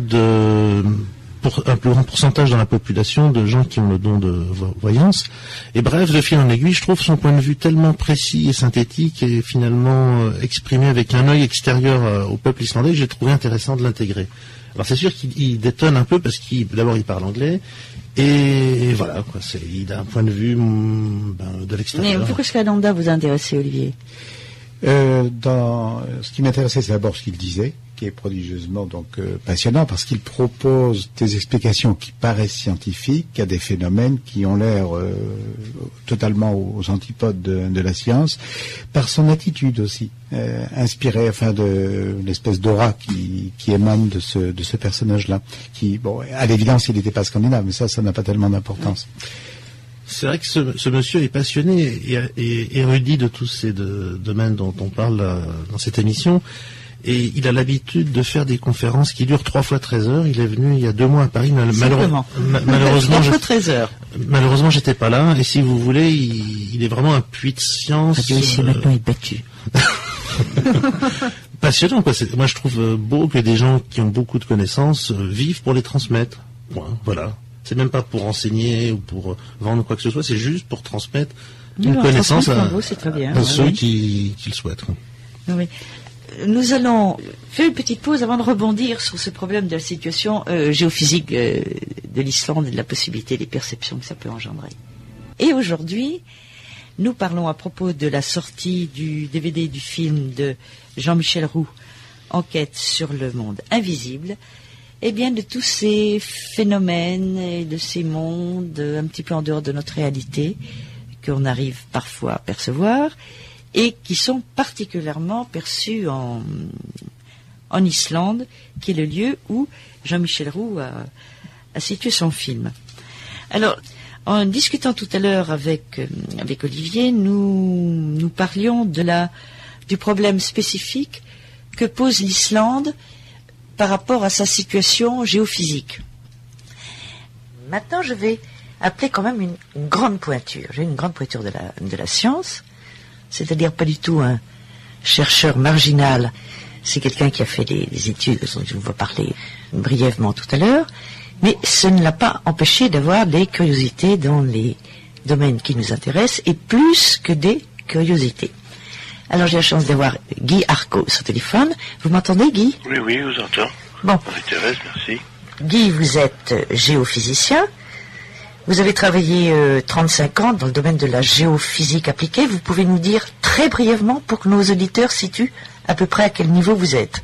Oui, la géophysique appliquée est une méthode qui permet de découvrir et de localiser les structures qui recèlent soit des hydrocarbures, soit des mines, ou aussi la découverte de l'eau, l'hydrologie. On utilise des méthodes qui s'apparentent à la mesure du magnétisme terrestre, celle de l'enregistrement des courants électrotelluriques naturels, la mesure du champ de gravité, qui dépendent, toutes ces mesures, des positions relatives de la Terre, du Soleil et de la Lune. Bien. Et ensuite de la sismique, réflexion et réfraction, qui est en quelque sorte l'auscultation par des ondes sonores et vibratoires de la surface de la Terre. Et tout ça dans un but bien intéressé, j'imagine. Il s'agissait de recherche pétrolière ou minière, non? Minière, éventuellement aussi d'uranium. Et d'uranium. Bon. Alors, évidemment, ça peut se surprendre que je fasse appel à vous dans le cadre qui nous intéresse, c'est-à-dire les croyances et éventuellement l'existence de ce qu'on appelle le petit peuple. Alors d'abord, est-ce que ça vous hérisse que je vous appelle pour cela, Guy? Toute question est ouverte. Je ne suis hérissé en rien du tout. Ce qui est intéressant, dans le cas qui nous intéresse, nous sommes en Islande, qui est une île, qui a une configuration à la fois géophysique et tellurique tout à fait particulière. Tout à fait particulière en effet, puisque l'Islande est à la limite d'une fracture très importante de l'écorce terrestre qui, on peut dire, découpe l'océan Atlantique en deux, depuis le pôle Nord jusqu'au pôle Sud, et qui s'appelle la Grande Fracture Atlantique. Oui, et puis en plus, c'est un terrain éminemment volcanique. Évidemment volcanique, puisque dans un immense plateau qui est constitué essentiellement par des granites, on a toute cette surgescence de multiples volcans, à la fois sous-marins et en même temps aériens, qui périodiquement sont toujours en activité et ont d'ailleurs augmenté sur les 100 dernières années de plusieurs kilomètres carrés la surface de l'île elle-même.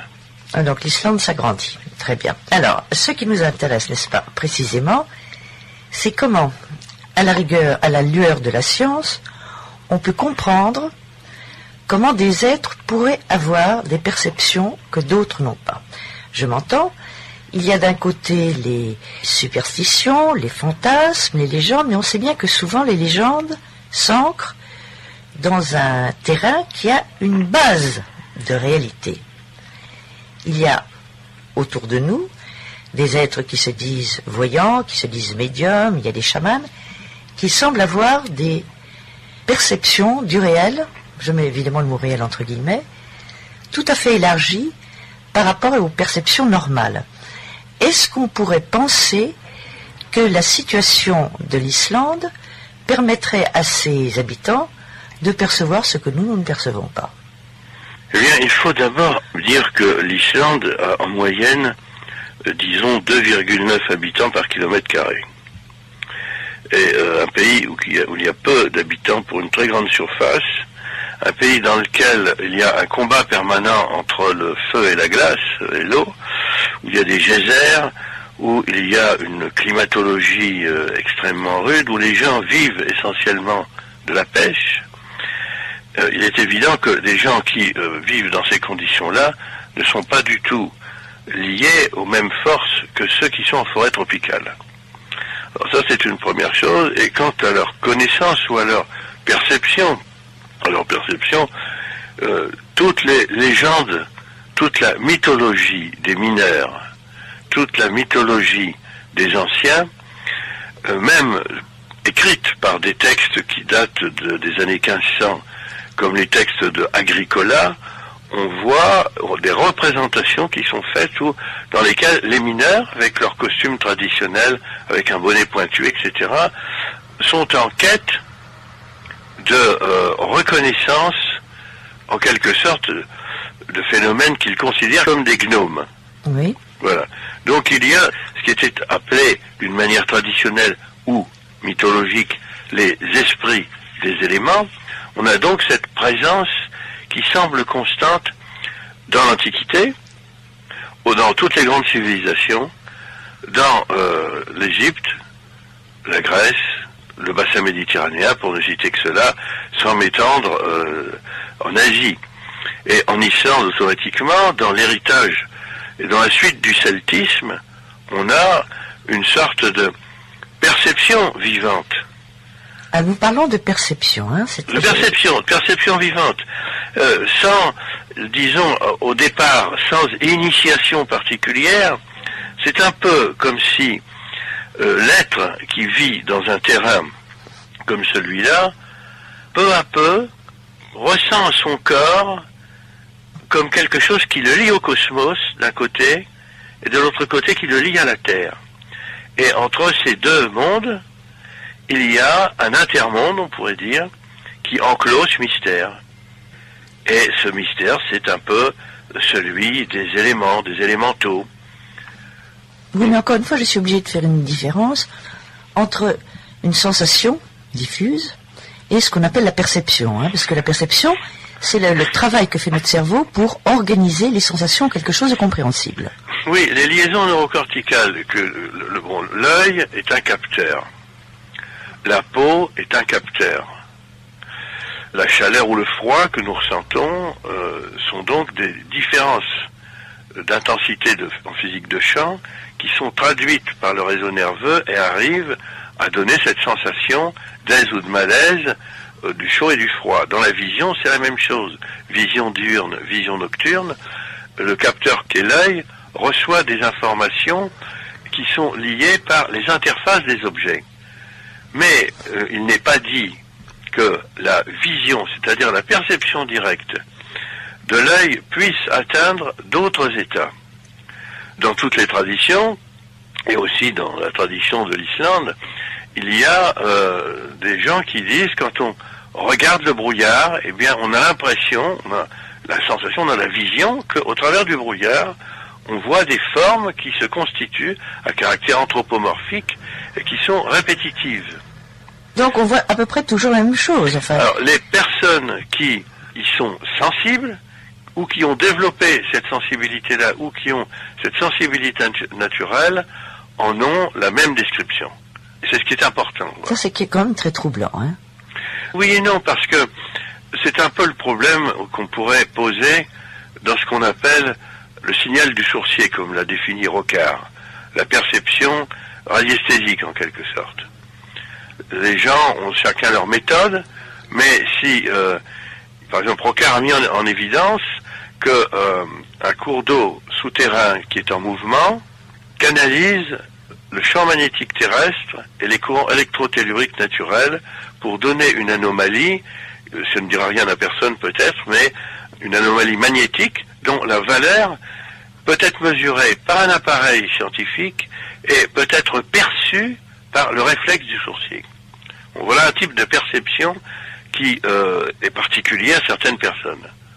Mais le type de vision est du même ordre.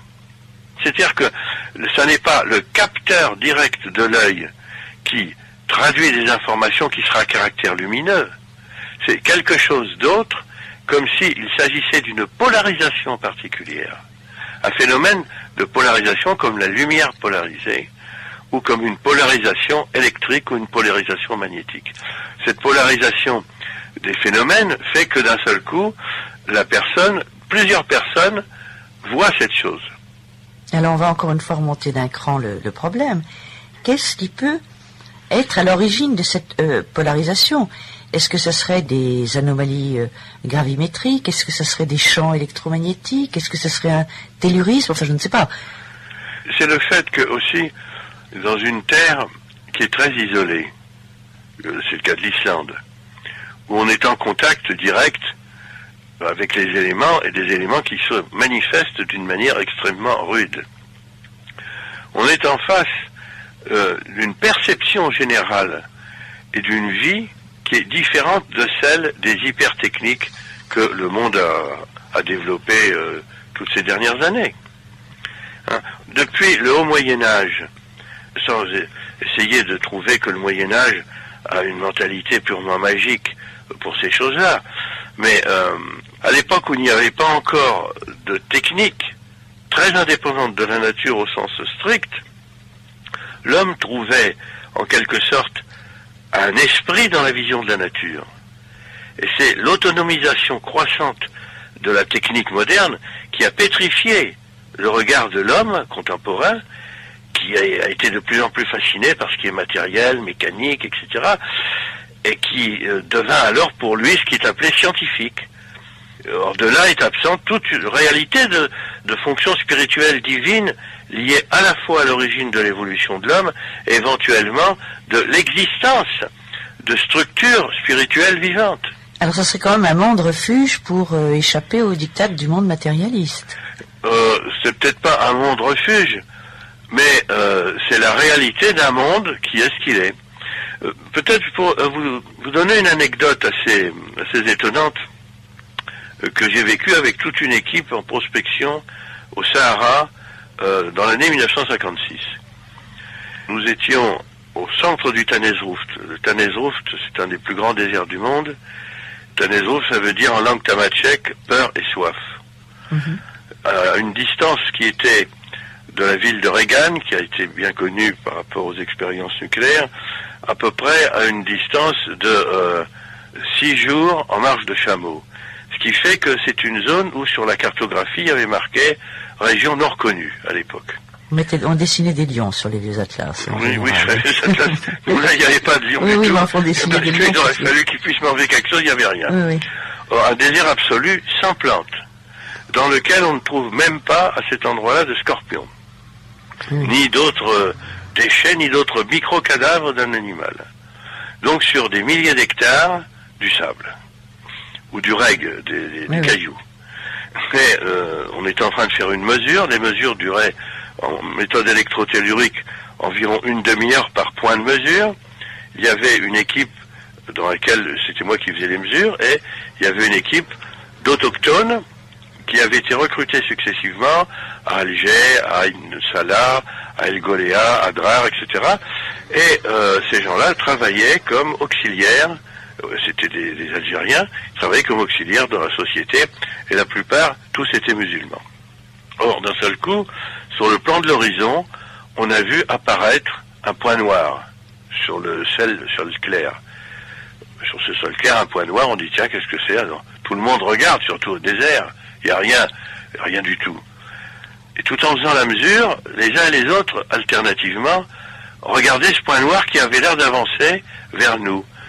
Donc on avait une vision à peu près de 1700 mètres devant nous, et ce point grossissait, puis quand ils arrivaient à 100 mètres, on voyait très bien que c'était un homme qui avait ou un personnage qui avait comme un costume très sombre, etc. Bon, et quand il est arrivé à 10 mètres, à 5 mètres devant nous, on a vu un personnage qui aurait pu ressembler à un papou, à un autochtone très hirsute, avec des cheveux relativement longs, mais pas trop longs, très crépus, un teint très blanc, pas du tout basané, marqué de rides extrêmement profondes, mais comme un teint très clair, avec une barbe hirsute également, des yeux noirs extrêmement brillants, des membres très grossiers, une charpente, une ossature, un peu de nain géant en quelque sorte. Et surtout, ce qui frappait tout le monde, c'est que sous les pieds qui étaient nus, il y avait de la corne, de l'épaisseur en hauteur de 4 doigts, 5 doigts. Ah mais attendez, vous étiez si près que vous puissiez vous Absolument. Voir, oui. Parce que le personnage est venu vers nous. Alors on a tout de suite pensé, c'est quelqu'un qui était garé, etc.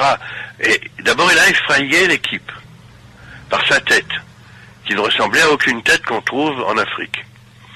Ensuite, ce personnage a été couvert de haillons qui étaient tous rapiécés par des morceaux de ficelle. Il y avait un trou, un nœud, une ficelle. Il y avait une couverture très grossière, on peut dire, c'était même pas des vêtements, c'est des morceaux de vêtements. Mais il avait en lui une force musculaire énorme. Et il a essayé de parlementer avec nous, et aucun des autochtones ne pouvait comprendre ce qu'il disait. Et il a fait un geste, alors on lui a proposé de l'eau, et de la main il a fait non. à manger. Il a fait non. Et il a porté le pouce et l'index à ses lèvres, comme s'il mimait qu'on fume, quelqu'un qui fume.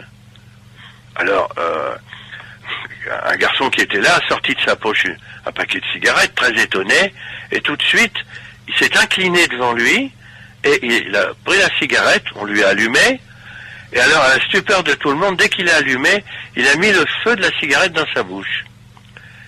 Et il l'a fumé en soufflant et en aspirant, sans arrêt, dans un état de béatitude absolument extraordinaire.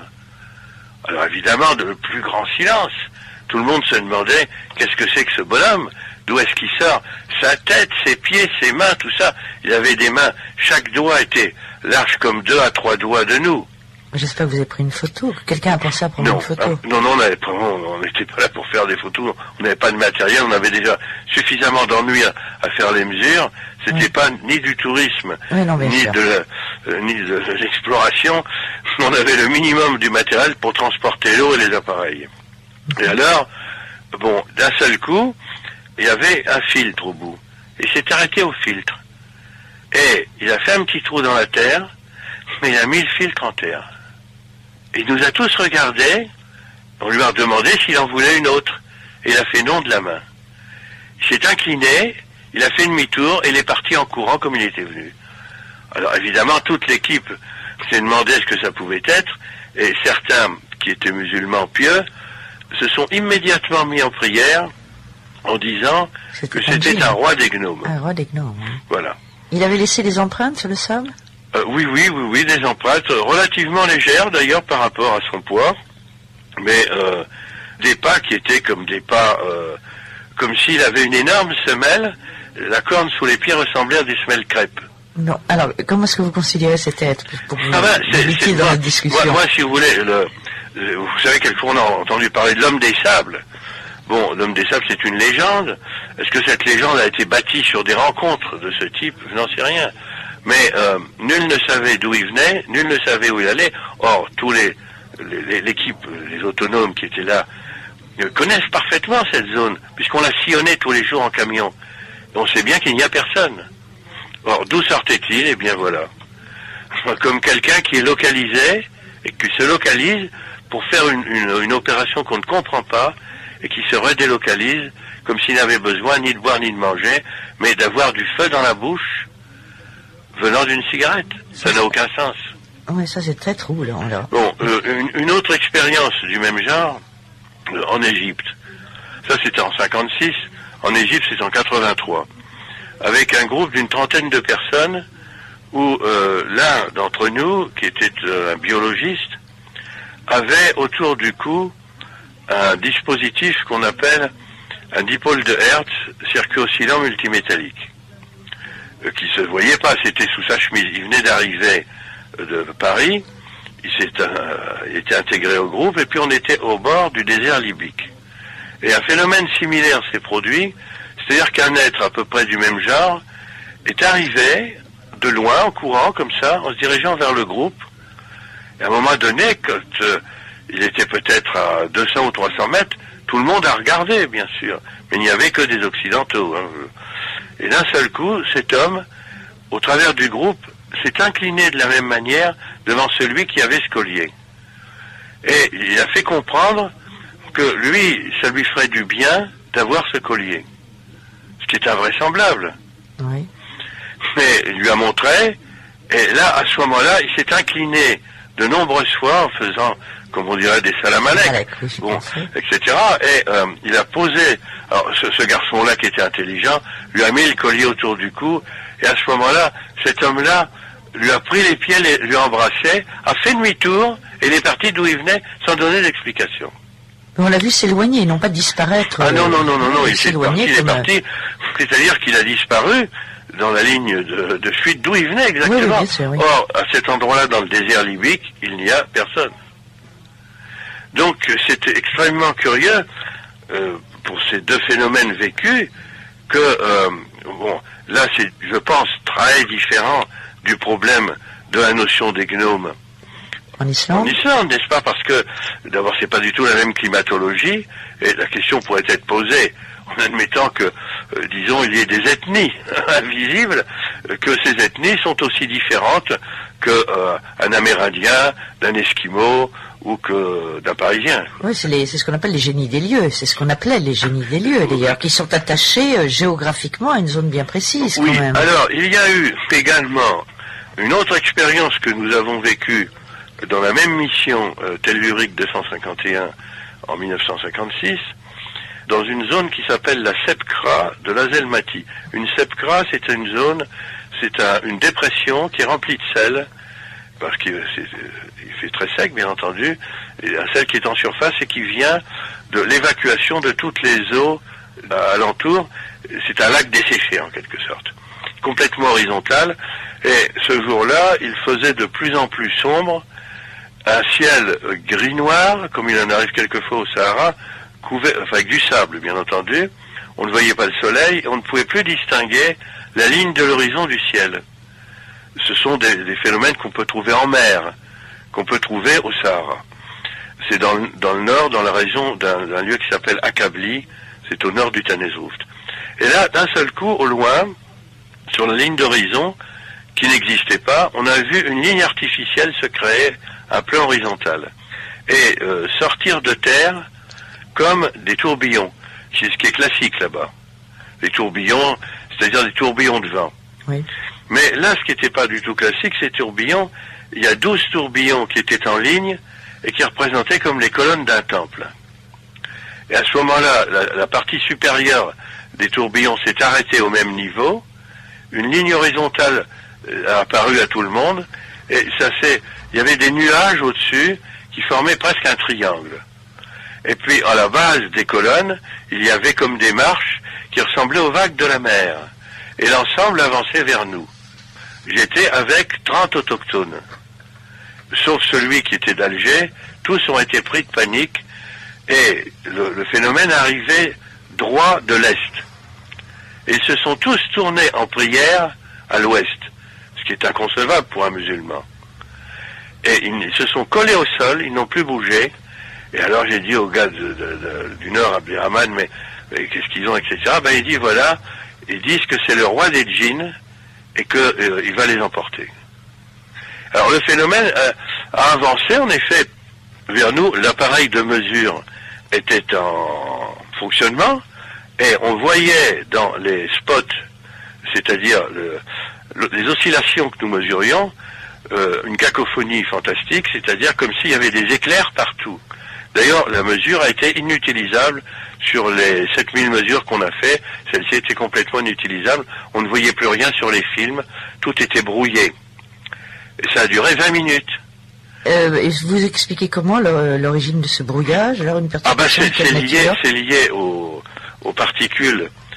Si on a affaire à un phénomène de turbulence qui a présenté cette forme, oui. Il y a dans l'air est extrêmement sec, il y a à peu près 10% d'humidité, quelquefois moins. Les tensions électrostatiques sont gigantesques. Comme on déroule des lignes de mesure, on mesure des signaux qui sont les décharges électriques du phénomène. Alors ça explique la partie seconde du phénomène, mais la partie première n'est pas expliquée. C'est-à-dire le phénomène magnéto-hydrodynamique de la turbulence, qui représente cette régularité sur une ligne. Parce que de voir des typhons, de voir des tornades, de voir une seule turbulence, c'est classique, mais pas 12 alignés de lignes. Ah oui, d'accord. Et cette zone, au sud d'Akabli, est près d'un pointement rocheux, qui est gros comme Notre-Dame, si vous voulez, mais au travers du désert, c'est ce qu'on appelle une résiduelle d'érosion, et que les autochtones appelaient Guaret el Diab, le rocher du diable. Ah, votre histoire est tout à fait troublante parce que elle montre bien qu'il y a une référence alléguée par la tradition à des lieux qu'on peut considérer comme sacrés. Enfin, des lieux de pouvoir, ce qu'on appelle... Enfin, oui, alors, par rapport... C'est une question qui m'a justement beaucoup interloqué en géophysique appliquée parce que nous disposons de cartes, c'est-à-dire on établit, après avoir fait toutes ces mesures, c'est-à-dire des millions et des millions de mesures, on établit des cartes.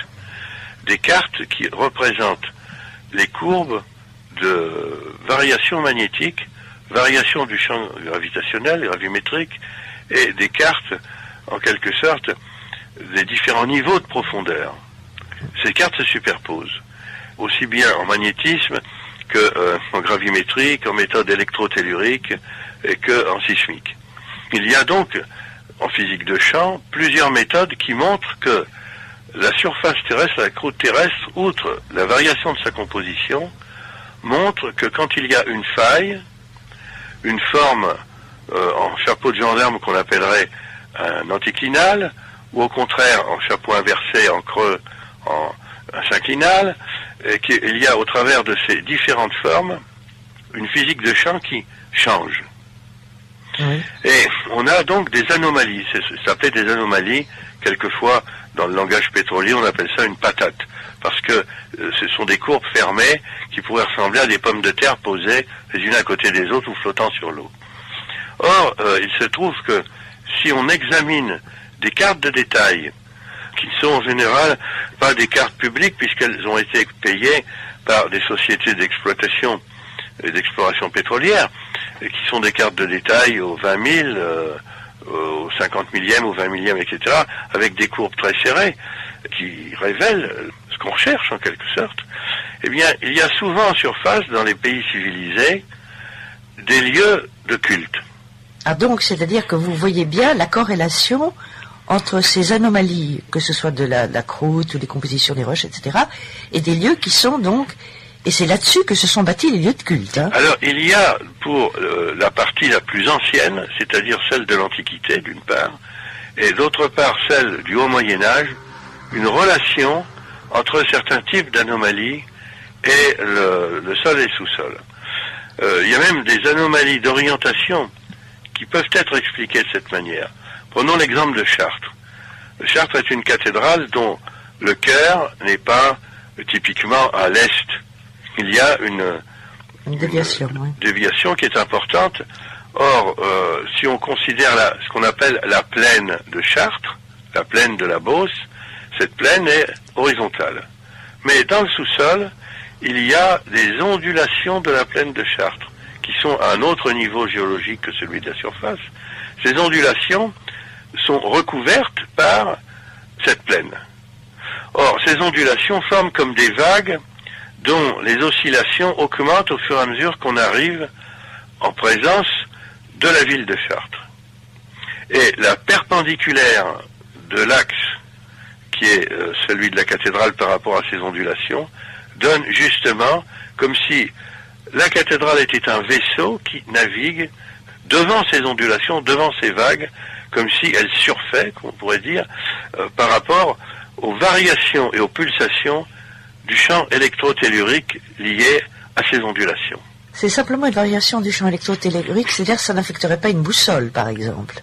Ah non, la boussole est trop... non, mais la boussole, il y a des anomalies magnétiques qui existent aussi autour de Chartres, etc., etc., mais les boussoles sont à peu près 1000 fois moins sensibles que l'appareil qui permet de les détecter. On travaille en magnétisme à l'heure actuelle avec des magnétomètres à protons qui utilisent l'effet de résonance magnétique nucléaire, qui a amené d'ailleurs aux appareils médicaux qu'on utilise maintenant. Mais à l'origine, c'est cette résonance magnétique nucléaire, l'effet Abraham-Hauser, qui a donné d'ailleurs à notre professeur Kassler le prix Nobel en son temps. Eh bien, c'est ce phénomène qui est mesuré avec des appareils de ce genre. Ces appareils d'ailleurs sont utilisés non seulement au sol, mais en l'air, par avion, par hélicoptère et maintenant par satellite. Mais il me semble bien que lorsque j'étais en Sibérie, quand j'ai vécu à l'Académie Gorodok et j'ai travaillé avec le professeur Kazantchev, qu'il faisait pour son institut des explorations dans des grottes. Je me rappelle, on avait été dans la grotte de Kachutak, dans la région de Krasnoyarsk, dans des grottes qui étaient célèbres parce qu'elles avaient des peintures rupestres. Mais on avait constaté que les gens, lorsqu'ils pénétraient à l'intérieur de ces grottes, je parle des gens du XXe siècle, quoi, c'était encore le XXe siècle à l'époque, étaient pris de peur et avaient des expériences psychiques étonnantes. Et l'Institut avait justement explorer ces grottes avec il me semble bien, des magnétomètres à protons. Comme si c'était un endroit où, d'ailleurs, des orages magnétiques très prudents se produisaient souvent, mais toute la région avoisinante, les gens avaient des visions. Donc ça fait sens pour vous, tout ça. Oui, tout à fait. Tout à fait. D'ailleurs, en Russie, au moment de la révolution russe, il y avait dans la partie sud de la Sibérie certaines ethnies qui étaient appelées oreilles longues. Oui. Et j'ai été pendant plusieurs années en contact avec des Russes, des officiers russes qui ont vécu cette période et qui étaient réfugiés en France ou en Suisse et qui m'ont parlé de ce phénomène des oreilles longues, c'est-à-dire une ethnie particulière qui était capable de communiquer, elle. Alors là, c'est un problème de communication à distance, uniquement en se plaçant dans un champ dans la campagne, où pousse une plante que l'on appelle perovskaya. C'est-à-dire, c'est une structure octuple que l'on retrouve dans les minéraux qui s'appelle la perovskite.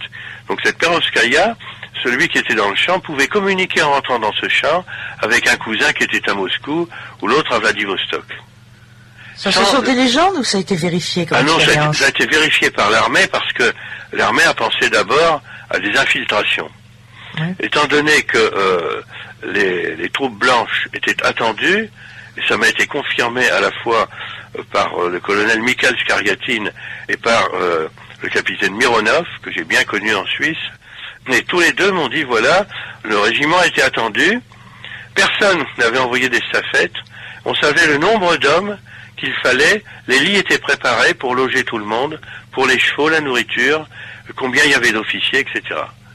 Mais ça a été le grand étonnement, forcément, de ces gens-là qui venaient de la Russie blanche, comme on disait, et qui étaient stupéfaits d'être en face d'un contact comme ça. Or, cette chose-là n'a pas disparu, parce que ces dernières années, ces 20 ou 30 dernières années, des gens qui ont pu retourner en Russie pour différentes raisons, ont toujours retrouvé les descendants des oreilles longues qui utilisent toujours le même procédé pour communiquer. Alors évidemment là c'est un peu une déviation du petit peuple, mais c'est un peuple qui est tout à fait présent de nous et qui communique en n'utilisant pas les techniques que nous utilisons habituellement.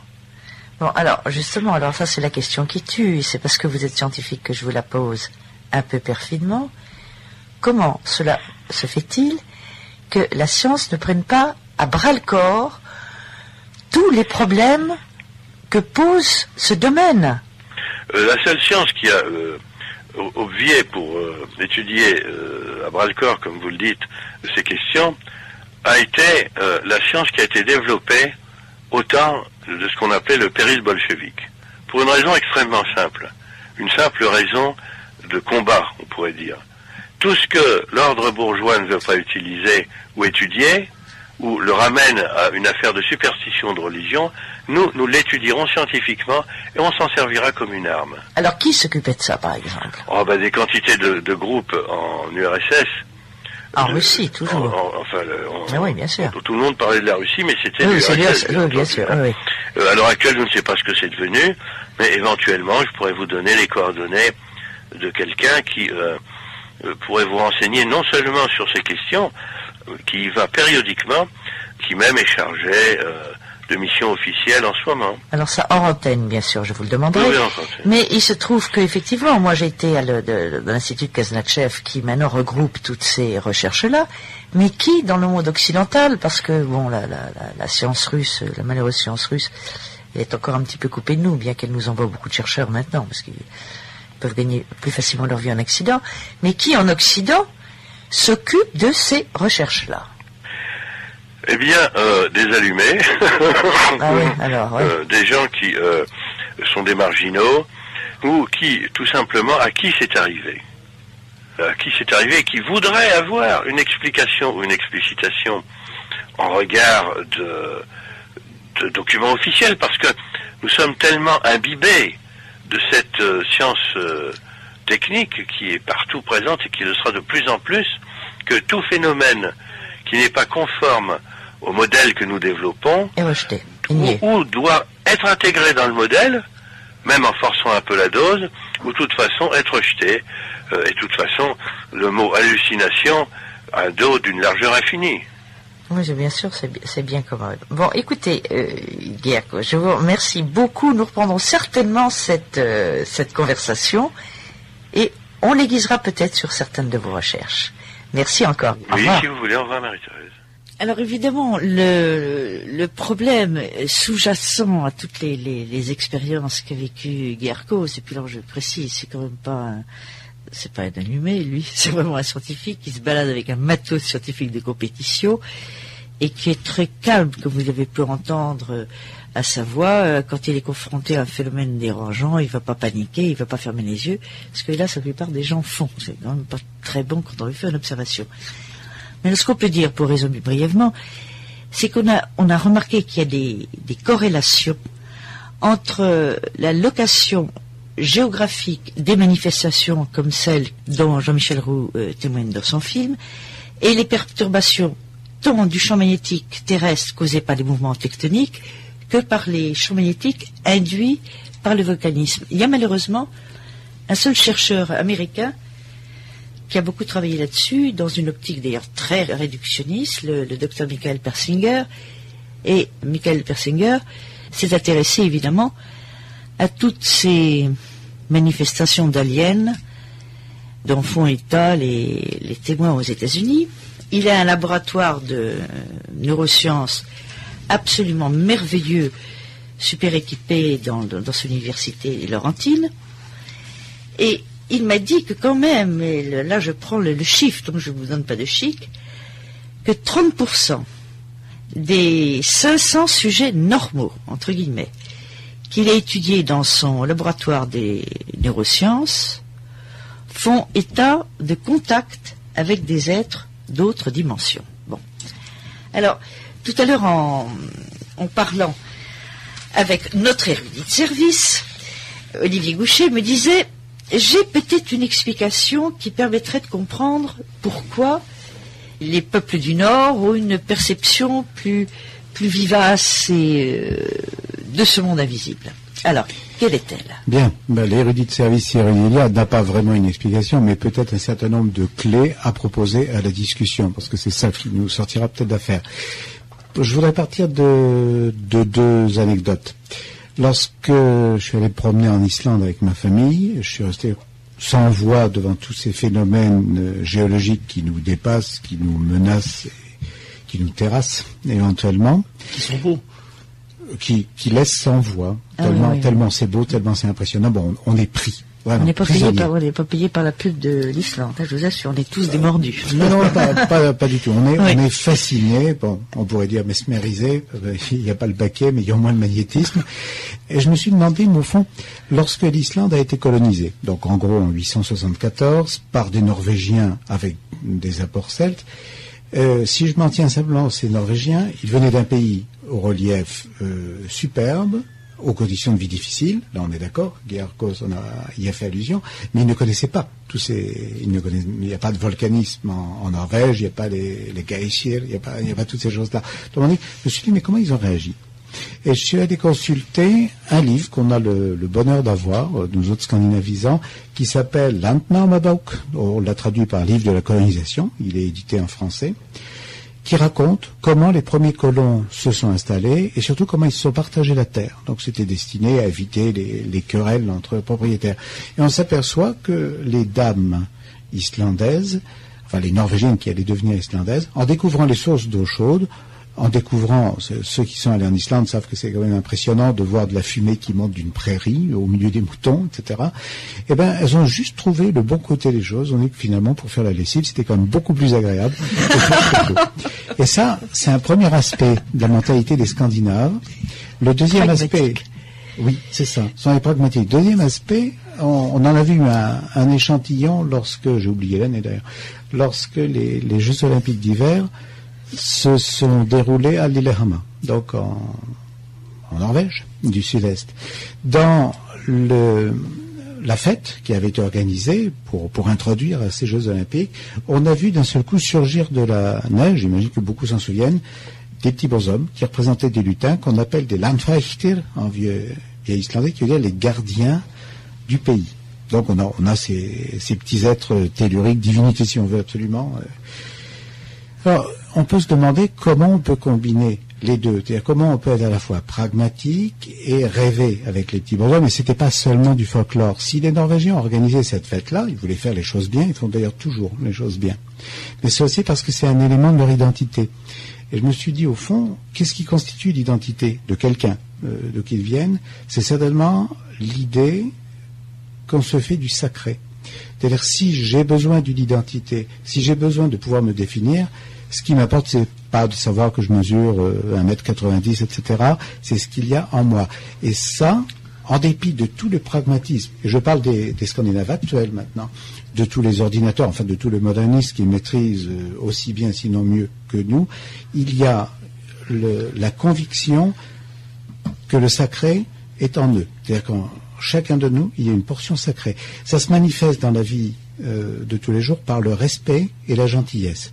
Je crois qu'on pourrait définir les Scandinaves comme ça dans leur rapport avec les autres. Respect, on écoute, on est ouvert, on ne rejette pas. J'ai entendu dire, ceux qui s'occupent de ces phénomènes un peu surprenants sont des marginaux. C'est pas vrai, l'expression n'est pas tout à fait exacte, ce sont des marginalisés.